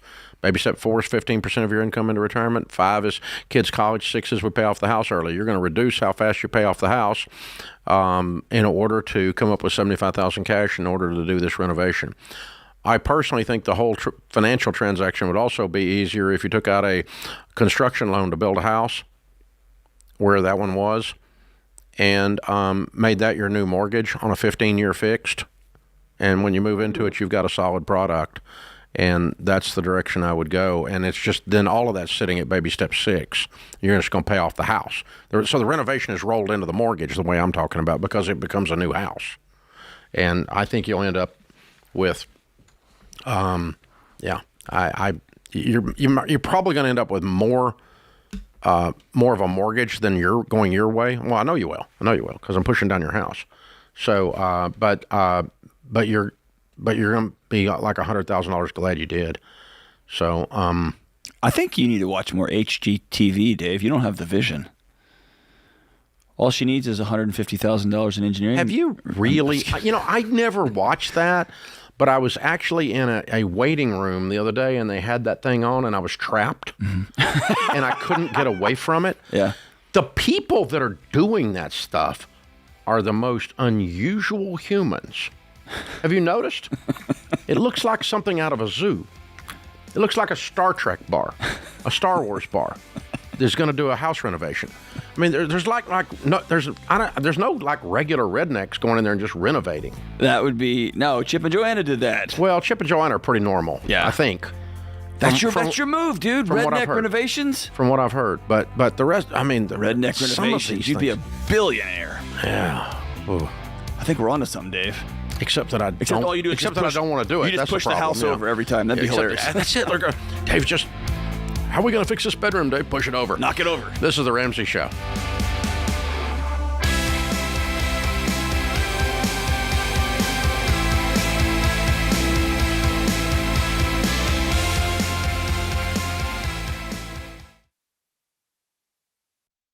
You've been gazelle intense, you've eaten more beans and rice than you knew existed, and now you're ready to make your biggest investment better. Blinds.com is a great way to dress up a room or your entire home. Whether you're comfortable with do-it-yourself projects or you don't even know what a Phillips head screwdriver is, well, trust Blinds.com to take care of you like Ramsey would. You can do the measuring and installation yourself, or you can let Blinds.com's professionals handle everything for you. Blinds.com offers a completely hassle-free experience. Count on them to deliver stylish window treatments from premium brands without the premium markup. You'll never have to deal with pushy salespeople in your home just to get a quote. But you can count on free shipping, free samples, and a 100% satisfaction guarantee so that you can rest easy. That's why we've recommended Blinds.com for over 10 years. Shop Blinds.com right now and get up to 45% off. That's Blinds.com. Rules and restrictions may apply.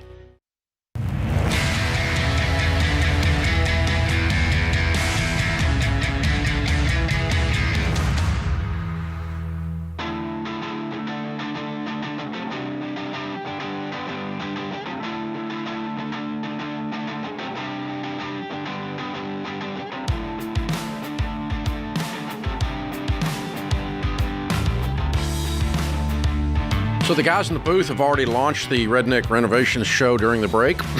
Hey, here's what it is. It's a call-in show where people all over the country call George and Camel and Ken Coleman and ask them plumbing and electrical and renovation questions. Two of the most inept people that could possibly ever answer those questions on the planet. So great. There's nothing redneck about that. That's just inept. No, it'd be so fun. It would be incompetent, but it wouldn't be redneck. That's not fun. Okay. Dude, Redneck Renovations. This is going nowhere. Matt and Dana in Omaha, Nebraska. Hey, guys, how are you? Not too bad, Dave. Thanks for taking our call. Sure. How can we help? Well, I'm a farmer out here and got kind of hooked up with you because I was sick and tired of my terrible financial decisions for years and years and years and years. And my wife and I have downloaded the Every Dollar app, and I think I'm going to purchase the premium tomorrow. And one of the questions that I have is my 17-year-old daughter, Dana, who's on the phone with me now, we were talking about just college, and we don't have a college savings at all for her. She's a junior, just finished her junior year today. And she's like, I got to build credit. And I instantly was like, nope, you need to get in touch with Dave Ramsey. So as my wife and I begin this journey of we don't have a horrendous amount of debt, the biggest thing that we need to do is control our money. So where I know where it's going. So that's the journey we are on. And I don't want my daughter to make the same mistakes that I did. Okay. Well, that would be every parent. That's a good parent anyway.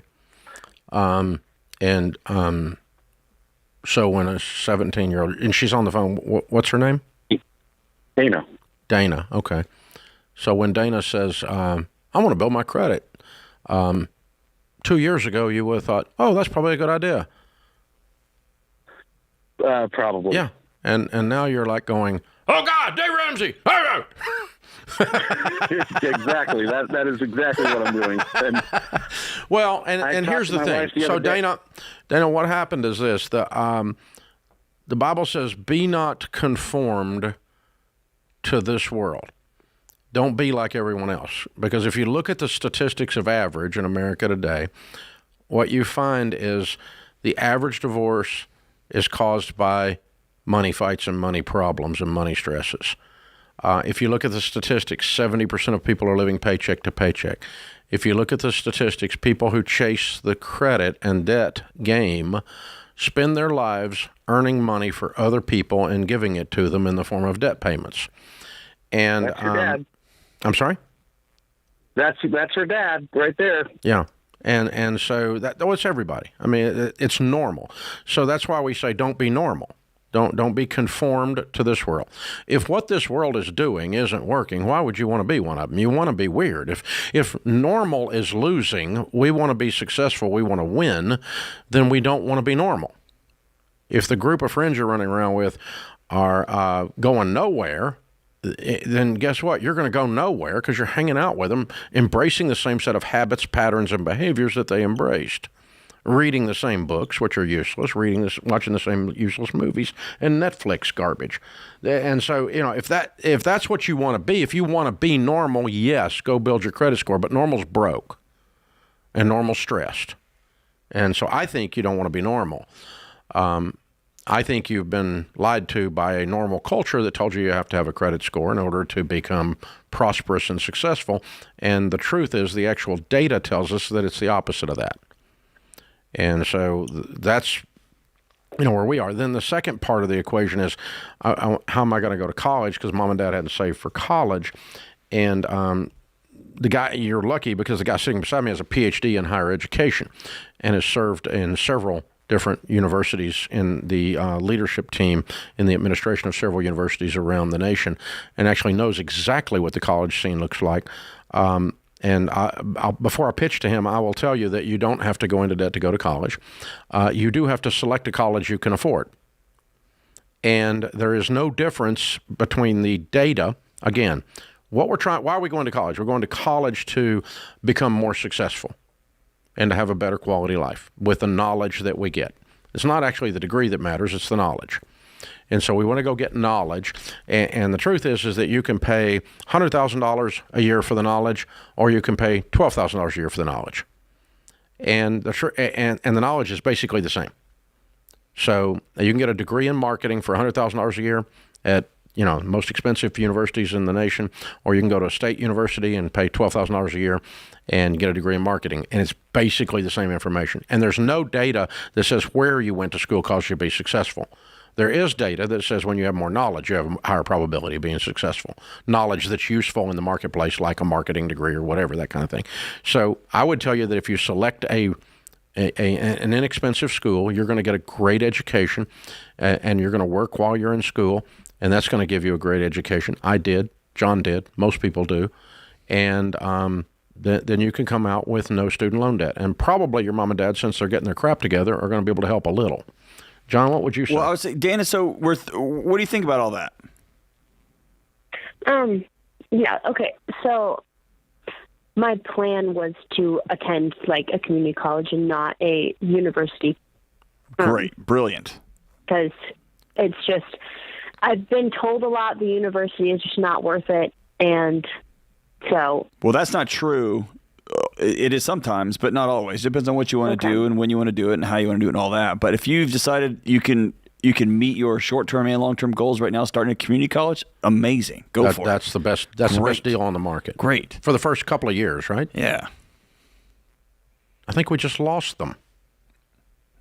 Oh, we just lost them. Well, and so Dave, while we're here, here's the thing. Mike Rowe, the three of us have talked about it. There's a both and to this. There is no one needs to go to college. It's so stupid. Well, that's not true. That's not true. I do not want to go to a doctor that didn't go to college. I don't want an engineer building my house that didn't go to college. And does everyone have to go? No, they don't. Or does everyone have to go to Harvard? No, God, no. So some of the most amazing people I know started in community college. And I had law student graduates that started in. Okay, they're back on. Okay, Dana, we're back with you, I think. In community college. All right, Dana. Wait. There we go. There you go. We somehow the call dropped. Sorry about that. All right, Dana, we're back with you. So you're talking about 2 years in community college and then maybe move off to university to finish, it sounds like. What are you talking about studying? No, I'll do probably 4 years at a community college and not move on to a university. And a degree in what? I'm going into nursing. Okay. Beautiful. And that's great. Genius. That's wonderful. Wonderful. And then you got to go to nursing school, right? Yes. Okay, and you got to pass your boards. But nursing is probably one of the best career choices you can do out there, because there's ever since I'm old, and ever since I've been doing this, like 40 years, there's been a shortage of nurses. There's always a shortage. And so you can kind of pick and choose where you work, and they'll pay you a lot, and you can always get as much overtime as you want. Yeah. And when your dad gets some weird itch from working on the farm, he's going to call you, and you can help him. And it'll be, right? He gets a rash that's He'll get a undescribable. weird rash from the Already tractor. happening. It's already happening. Ew, Matt, come on. But Dana, listen. Everyone in your world is telling you the only thing that matters is the car you drive, is your FICO score, is all this. It's nonsense, man. It's just nonsense. And I know it's hard when you're 17 to have 3 knuckleheaded old men telling you to do something else. But if you're at this weird crossroads, and you can take a left or you can take a right, and one of these paths is going to be like, just like Dave said, everybody else. And if you look around, everybody's broke. Or you can go right, and you can go the other direction. Matt, can y'all chip in and help her pay for community college? I'm hoping. Okay, well, she's only a junior. I mean, you're just now starting getting your stuff straightened out. I think you can. I think you're going to be there. Because you said you didn't have a lot of debt. You were just chaotic, right? Correct. Okay. Excellent. So, yeah, I think I'm making that as a part of the thing. Now, I will tell you, Dana, that if you're my kid, I'm not going to help you. I'm not going to pay for part of your school if you turn around over here and doing something stupid. Yeah. Like going into debt or something, okay? So I'm not going to assist you in harming yourself if I'm your dad. But if he can be a part of the solution, since you're being very wise about where you're going to school, I think he should, if he can be. I think it'd be fantastic. That's perfect. Hey, good call, guys. Thanks for letting us preach at your 17-year-old. This is The Ramsey Show.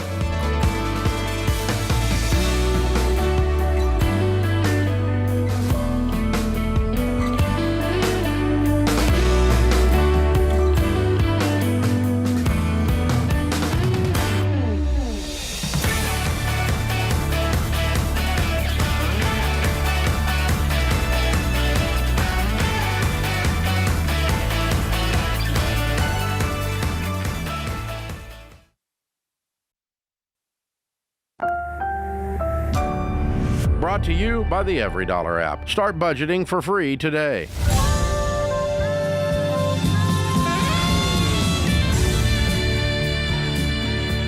Live from the headquarters of Ramsey Solutions, it's the Ramsey Show, where we help people build wealth, do work that they love, and create actual amazing relationships. Dr. John Delony, Ramsey personality, #1 best-selling author, host of the Dr. John Delony Show, is my co-host today. Open phones at 888-825-5225. Kim is in Atlanta. Hi, Kim. Welcome to the Ramsey Show. Hey, Dave and John. Thank you so much for taking my call. I watch you guys all the time, and I love you guys. Well, thank you. I have a mortgage question for you. All right. I'm 63, and I want to pay off my mortgage like you always talk about, but I have a 401k, and I have investments, but do I take that out and cash it in, some of it, to pay off the mortgage, or do I just continue to try to pay over? What's your mortgage balance? It's $100K. Okay, and how much in your non-retirement investments? 127. Okay. And you have an emergency fund instead of that? I've got like 10,000. Okay. And how much in your 401k? 500 plus. Okay. I wish it was more, but it's not. And I'm 63. Are you still working? Yes. What do you earn? About 97 a year. Good for you. What's your career plan on how long are you going to work? I want to retire instantly. Well, I also have a booth in an antique mall. Okay. But I mean, how long do you plan on making 93 and adding to the 500? A couple years, I guess. Okay, 65. They keep downsizing. You're thinking 65. Okay. Yeah, right. if they don't downsize me out. Okay. So if you have an emergency fund proper, and which you do, and you take $100,000 out of your non-401k money, you should have virtually no taxes on it. There may be some capital gains depending on how that's structured, okay? And you pay off your home mortgage. That leaves you basically with $500,000. Agreed? Mm-hmm. Okay. At 63. If you add nothing to that and it's invested in good mutual funds averaging 10%, it'll be worth $1 million when you're 70. It's ultra conservative right now, so Why? I guess I need to rethink it because I was scared. I was like, well, everybody's losing money, so I'm. Who's everybody? I've made a killing this past year. Did you? In a Well, regular I need mutual to correct funds. Mine then. Nothing Yeah, fancy. you need to get with a good SmartVestor Pro and have this adequately invested. I don't want you taking a bunch of risks. Get off the news. But Right. you get off the news and quit and don't listen to everybody. They're a bad financial planning firm. Yeah, let's do that. And so again, if you don't add anything to it, and you're going to add 2 years more of 401k contributions to it, is what our plan is today, right? But not counting that 2 years that you're going to add to it, which is going to be another 50,000 or so, give or take. Then which you could easily do if you don't have a house payment, right? So load that 401k up for the next 2 years, and then count on it doubling about every 7 years, the lump sum, if it's invested in good mutual funds averaging 10% plus. Okay, so again, $500,000 at 63 becomes $1 million at 70. At 77 is $2 million, and that's if you're not cashing it out to live on, and I don't think you will be. So I think you're in good shape because I think you'll probably create enough antique mall income to eat on and be leaving this alone and letting it grow. And the house is worth what? About $350. Okay. So you're about an eyelash away from already having $1 million net worth. Way to go. Thank you. Well done. Yeah, thank you for your advice. I was wondering, should I just continue to try to, pay on the principal, or should I take the money out and just go ahead and go for it? I would go for it. And then the thing that I think that'll do is it'll probably do two things. Number one is I want you to start investing that old house payment immediately. So you got more investments to offset. We're not trying to increase your monthly cash flow. We're trying to, use the money that would have been going to a bank. Let's put it into your account now. The second thing is, and this will be weird, but you can look back and write it down and look back 5 years from now, see if it really happened. I think that if they try to right size or downsize you, you'll make a completely different decision or have a different discussion in the negotiation with them if your house is paid off than if it's not. True. It puts a little swagger in there to where you go, you're gonna lay me off, and I'm 63. You better get ready to write some checks, boys and girls. I mean, and you can toy with them a little bit, right? But if you kind of got a house payment hovering in the background, you're a little bit more mild, a little bit meeker. Do you have is it gut feel, or is there some sort of matrix? Because I think about my mom, who's in her 70s, if she was to call with that same question, there's a balance between I want you to have the least amount of risk exposure, so don't have a house payment, versus you're going to have to pay bills ongoing. So how much money, right? See what I'm saying? There's a balance there. If she had $100,000 to her name, I wouldn't do it. Okay. So you wouldn't wipe yourself out? Not at 66, not at 63. Is it $250,000 okay? Is it $500,000? Yeah, I want some kind of a substantial nest egg, depending on her situation sitting Would you there. use 4% draw to, No, would you make I up don't a number? use any 4% draw. But I'm just saying, is there, based on the standard of living that this person's living in, what's their nest egg look like after we pay off the house? Okay. Now, if they're used to making $40,000 a year, and the mortgage is $40,000, that's a different standard of living than she's living. Correct. Okay, she's in a $500,000 house, or $500,000 in savings, $350,000 house, and she's making $100K. Okay, so I'm basing all of those things in there, and I'm saying, all right, what's a person like that need in a nest egg to be pretty comfortable after we pay off the house? Well, she's going to have $500,000 left. She'll be fine. So she's fine. Right. If she had 400, she'd be fine. If she had 300, she'd probably be fine. Okay. But if it gets down in there and she's at 200 is all that's left, I'm kind of on the bubble at that point with her. Now, if you're making 40 and you're paying off $40,000 house, you got 200 left. That's a lot. That's right. Yeah. Okay. So it's that's the ratio kind of thing I'm looking at. Okay. Is the way I'm pulling that through. But and I always feel it's underappreciated on either side. I want to tell a 70-year-old, dude, if you don't have a house payment, don't have a house payment, because no one can take it from you. Right. You want to get there. And then on the other side of it is don't melt everything. Because if you melt everything, you're one of those people that's house poor. Right. And you're digging up the bushes to eat. There you go. Because you got nothing to eat, but you got to pay for a house. Right. And we don't want to get you there. Or you're completely 100% leveraged with Social Security, which that's wobbly, right? That's real wobbly. Well, I mean, it's just not enough. You have to buy Alpo to eat. And so, we don't want to get there either. But she's done a really good job. She's in really good shape. Oh, yeah. Yeah, Amazing. Kim's done good job, Kim. So well done. Salute. This is how you do it, boys and girls. So here's the thing. That's the stuff you want to aim at. Because when you're 60, and she's 63, I'm 63, if your home is paid for, your largest line item in your budget is taken care of for the rest of your life. The expense is limited to taxes and insurance for the rest of your life.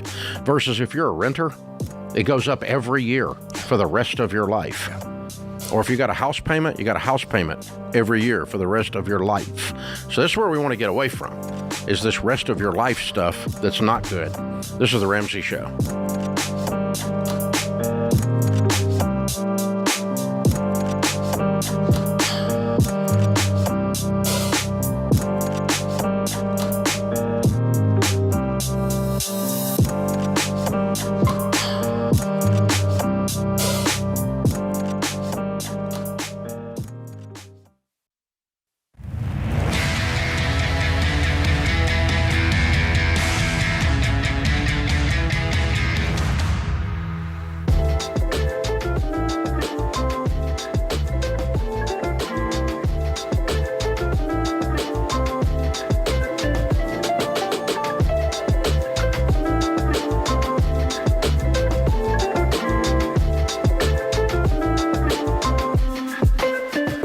Dr. John Delony, Ramsey Personality, is my co-host today. Thanks for joining us.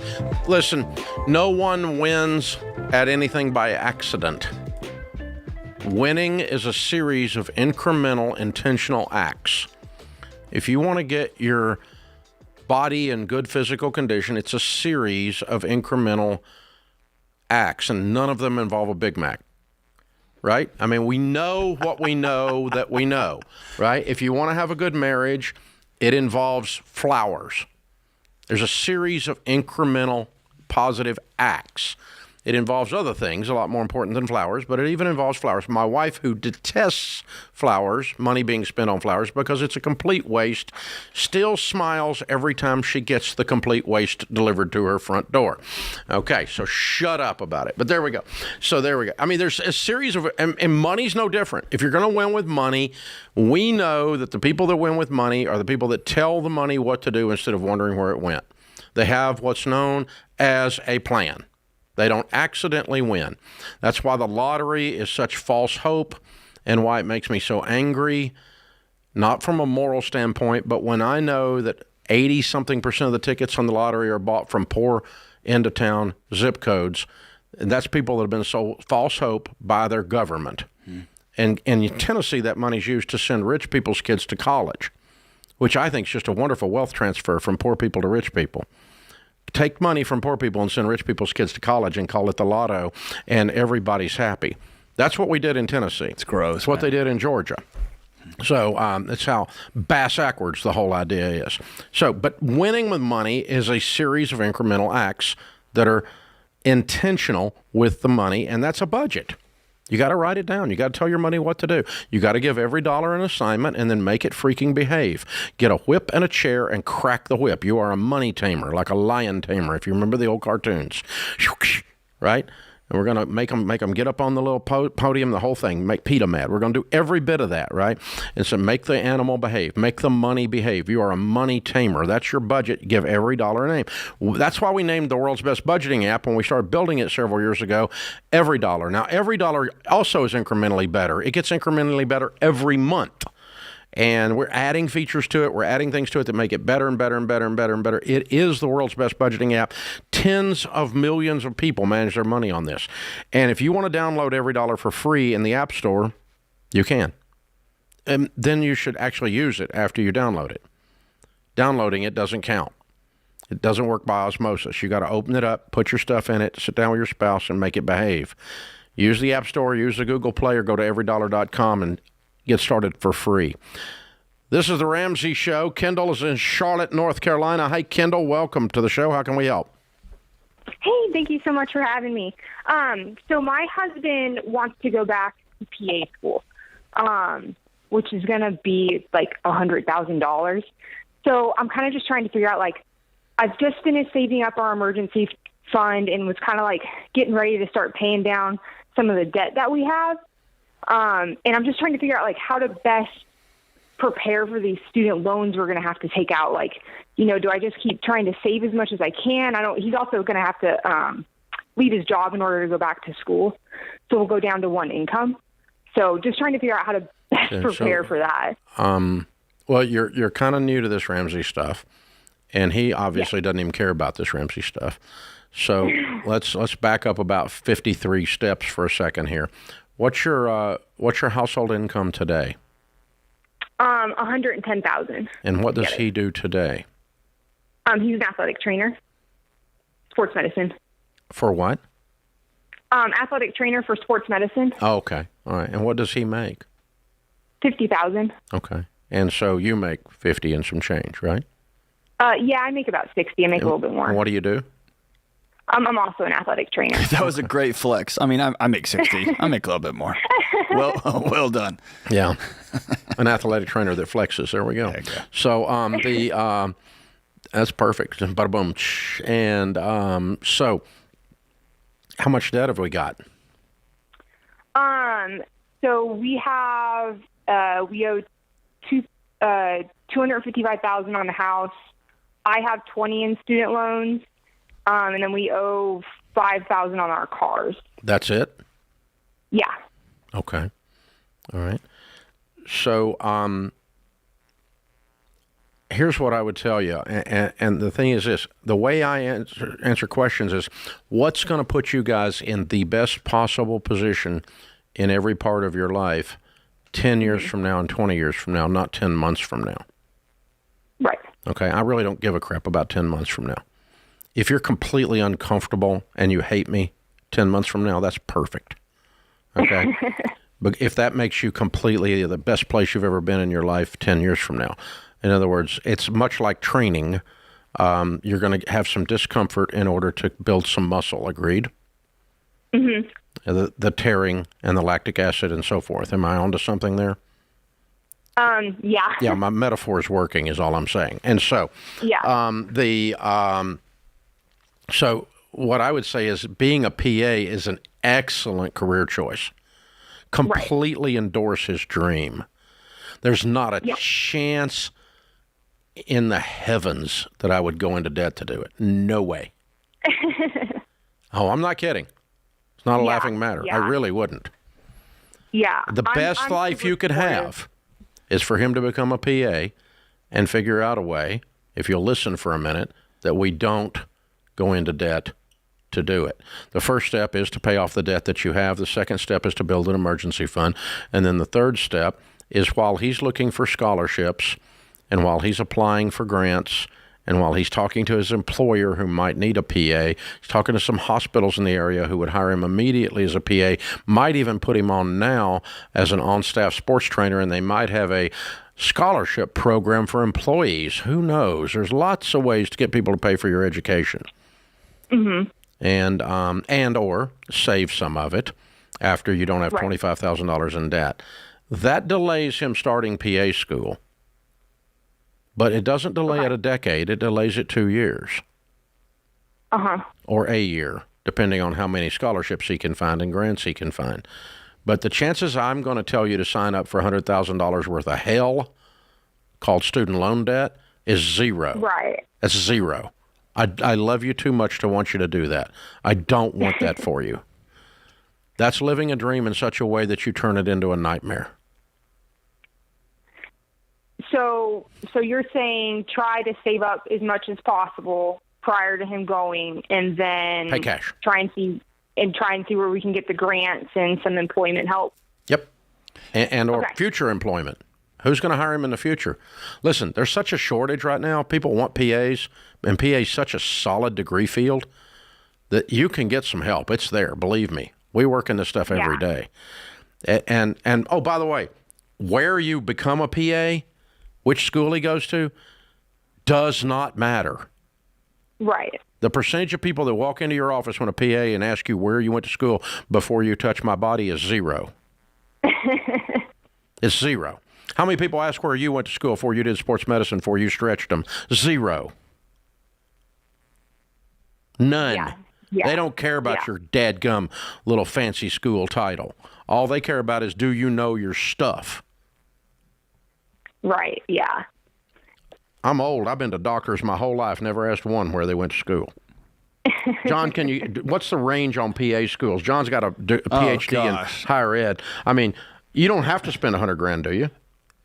Conceivably, no. You can. There's a million different schools. Does he already have one in mind? Yeah, so we're trying to do a local one. You know, we don't want to relocate. Okay. So there's like 3 or 4 he can apply to. Okay. And they kind of range from like 80 to 110,000. There you go. So you've already knocked off $20,000, which in y'all's life is a year of your life of saving money, right? Yeah. So find the 81, and like Dave said, go beat the streets. Maybe he goes to a community college and gets a nursing certificate first, and then they'll help pay for the transition from nursing school to PA school. There's all different other avenues you can take to get here, but Dave's right. Once you decide you're not going to borrow money and do it the stupid way, all of a sudden some of the smart ways start sticking out in front of you. It's amazing. Yeah, scratch around and do this right, kiddo. This is the Ramsey Show.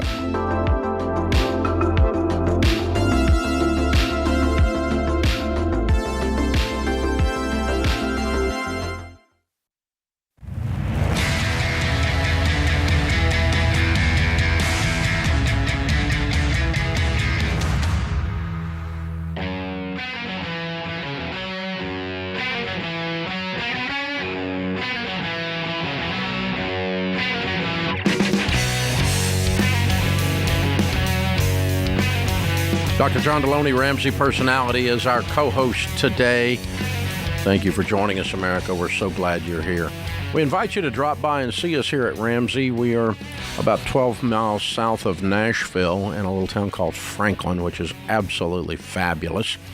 And lots of people come by the Ramsey Solutions headquarters. There's a big lobby where you can have some homemade cookies and coffee at our expense. We love treating you. We like having you come in here and it smells like Mama's kitchen, not corporate America. And we want you to go through and see the stuff and hang out. And we do the show on the glass from 1 to 4 every day, Central Time, Monday through Friday, and you're welcome to drop in. Dr. John does his show on the glass in the mornings a couple times a week. Ken Coleman a couple times a week. Smart Money Happy Hour is not done on the glass because they're out of control, and we don't know what they're going to do next. But also in this lobby, we built a little thing right here on the glass. We call it the debt-free stage, which is where you stand to tell us your debt-free story and do your debt-free scream. On that stage is John and Sarah. Hey, John, how you guys doing? Better than we deserve. Cool. Where do y'all live?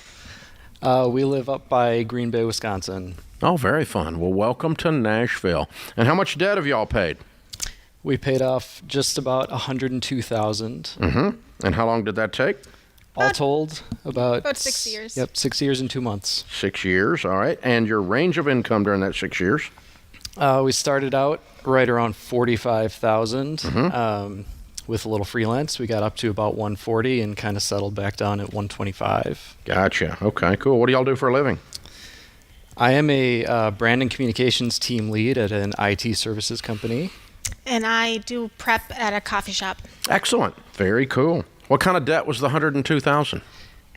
It was a credit card, a couple of loans from family, and our mortgage. You paid off your house! We did. Heck Wow! yeah. Looking at a couple of weirdos. Yep. Way to go, you two. So proud of you. Very, very well done. So good job, man. Good job. So what started this whole Ramsey walk 6 years ago? Well, I had been familiar with Dave Ramsey like 15 years ago. Mm-hmm. We actually saw the book in a bookstore, and we're like, we should do that, but we don't know if we have enough money to pay for the book. We didn't feel like we could afford the book.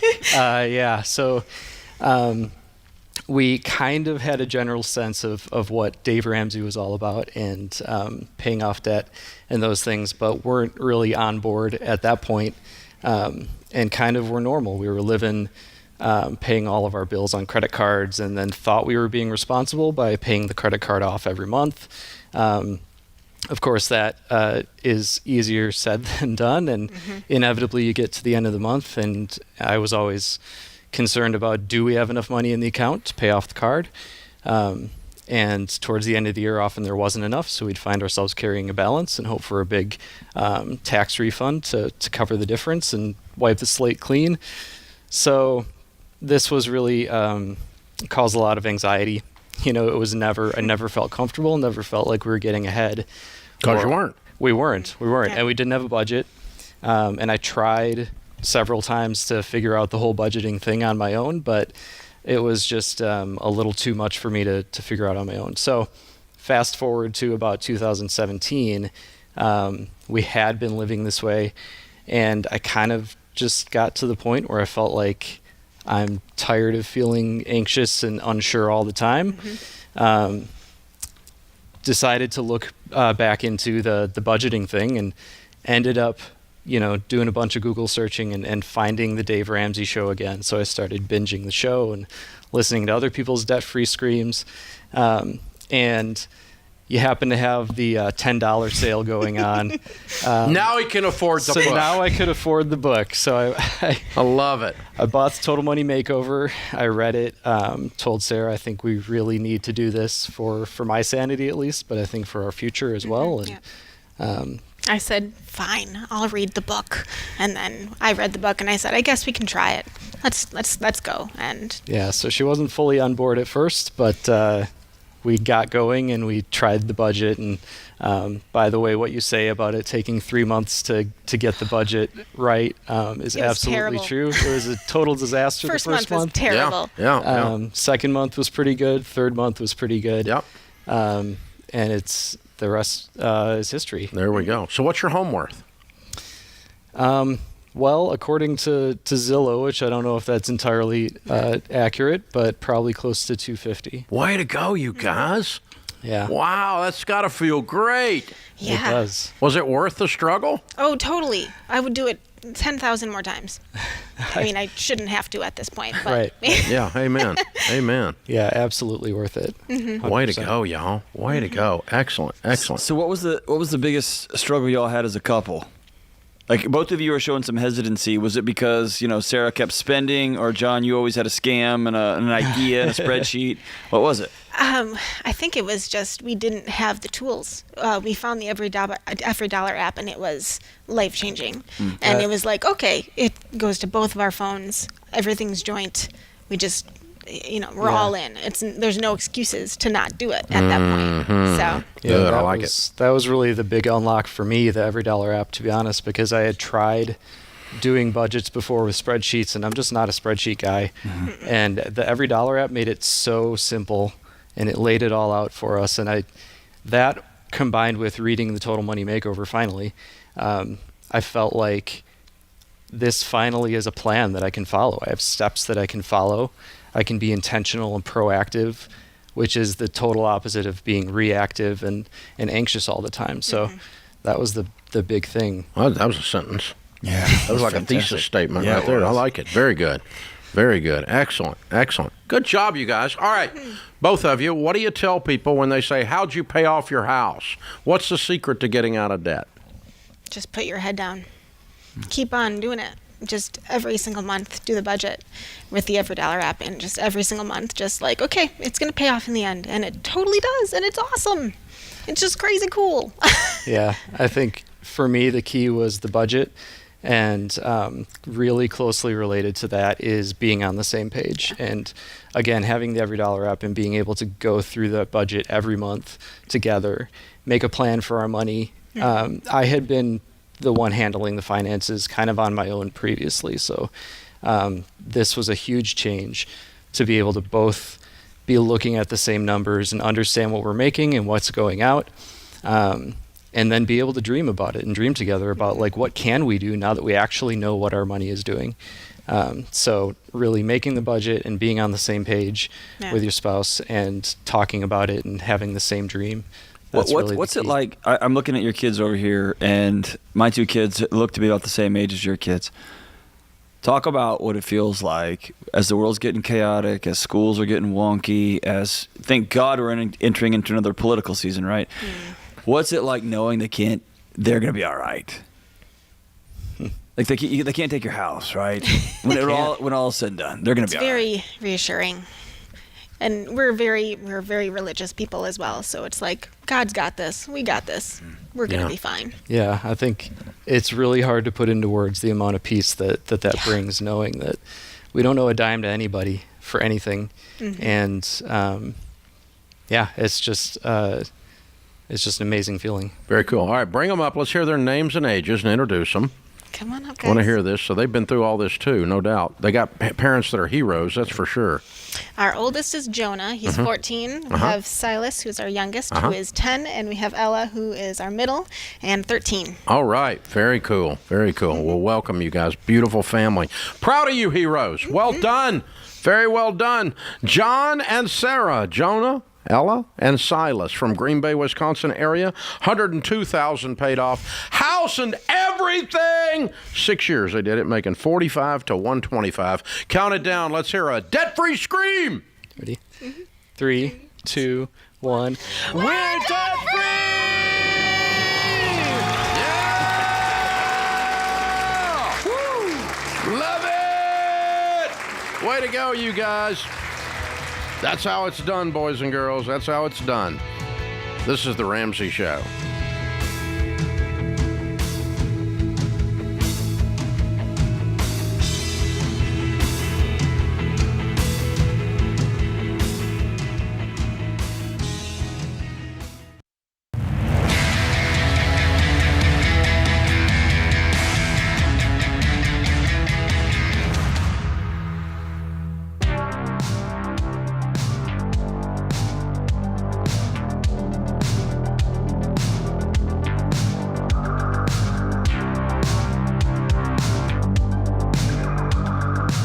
Our scripture of the day is John 14:15. If you love me, keep my commandments. Elon Musk said, when something is important enough, you do it even if the odds are not in your favor. John's in Seattle. Hey, John, welcome to the Ramsey Show. Hey, good afternoon. Over to be here. Good to have you, sir. How can we help? You guys for probably the last 5-6 years. And it's taken a lot for me to come forward and reach out to you guys.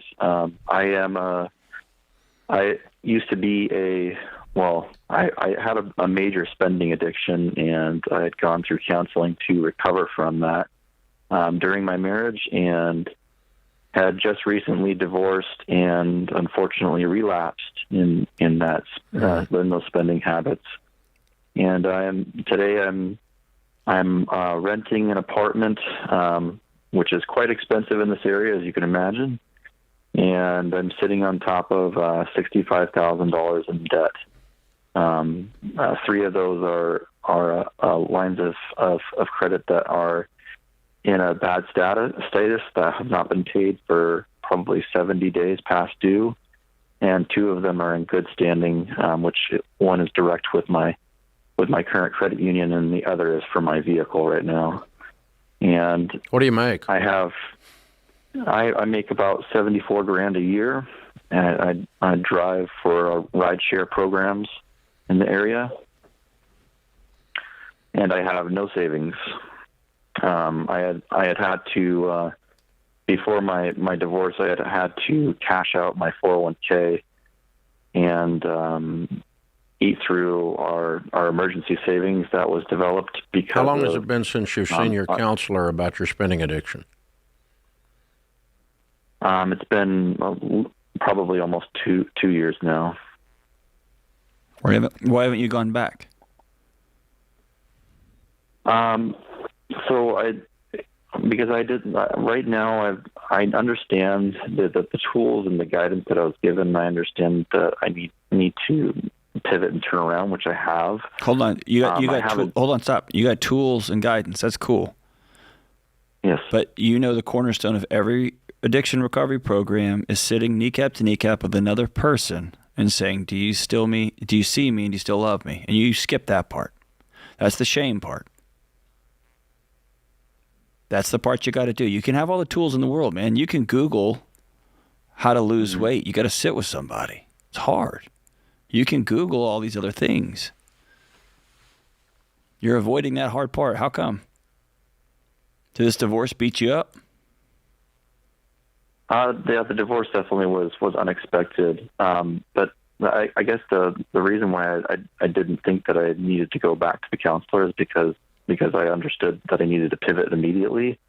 When the credit lines had stopped receiving payment, that's why I decided to completely stop touching any of those things, start paying. I got myself into this employment and into this consistent income and decided, okay, now I need to get myself caught up, make sure that I have a stable home, and start to see how I will take care of all of this debt, which again I have not touched at all since. Okay, so let me recap just a second, and then I'll make sure we make sure we try to answer your question. Okay. Okay. So you had a spending addiction. You went to see a counselor, and after the divorce, you relapsed. When was the divorce? I'm sorry, when is the divorce? Yes, sir. It had started last year and concluded. Okay, so since the divorce and since the relapse on the spending, you've not seen a counselor? No, sir. Okay, that's what I was trying to get to. Okay, so, John, there's two possibilities here. And Dr. John, the data that I have seen is old, and I don't know how accurate it is today, but we have a culture that talks about every misbehavior as an addiction, and every misbehavior is not an addiction. Sometimes it's simple immaturity, lack of self-control. Those are not addictions, and it's not addictive behavior. That's just other things that the general public struggles with.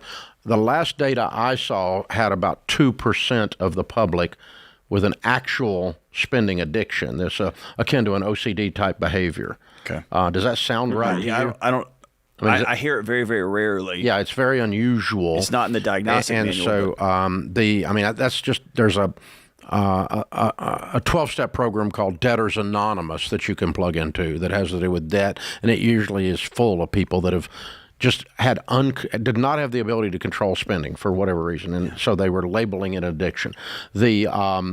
Rightly or wrongly, I don't know, but that's what I had read. The definition of addiction, if you ask me, is it's a behavior that I cannot compulsively stop, that I continue to do despite its nefarious consequences. And that's what this guy's doing here. Yeah, okay.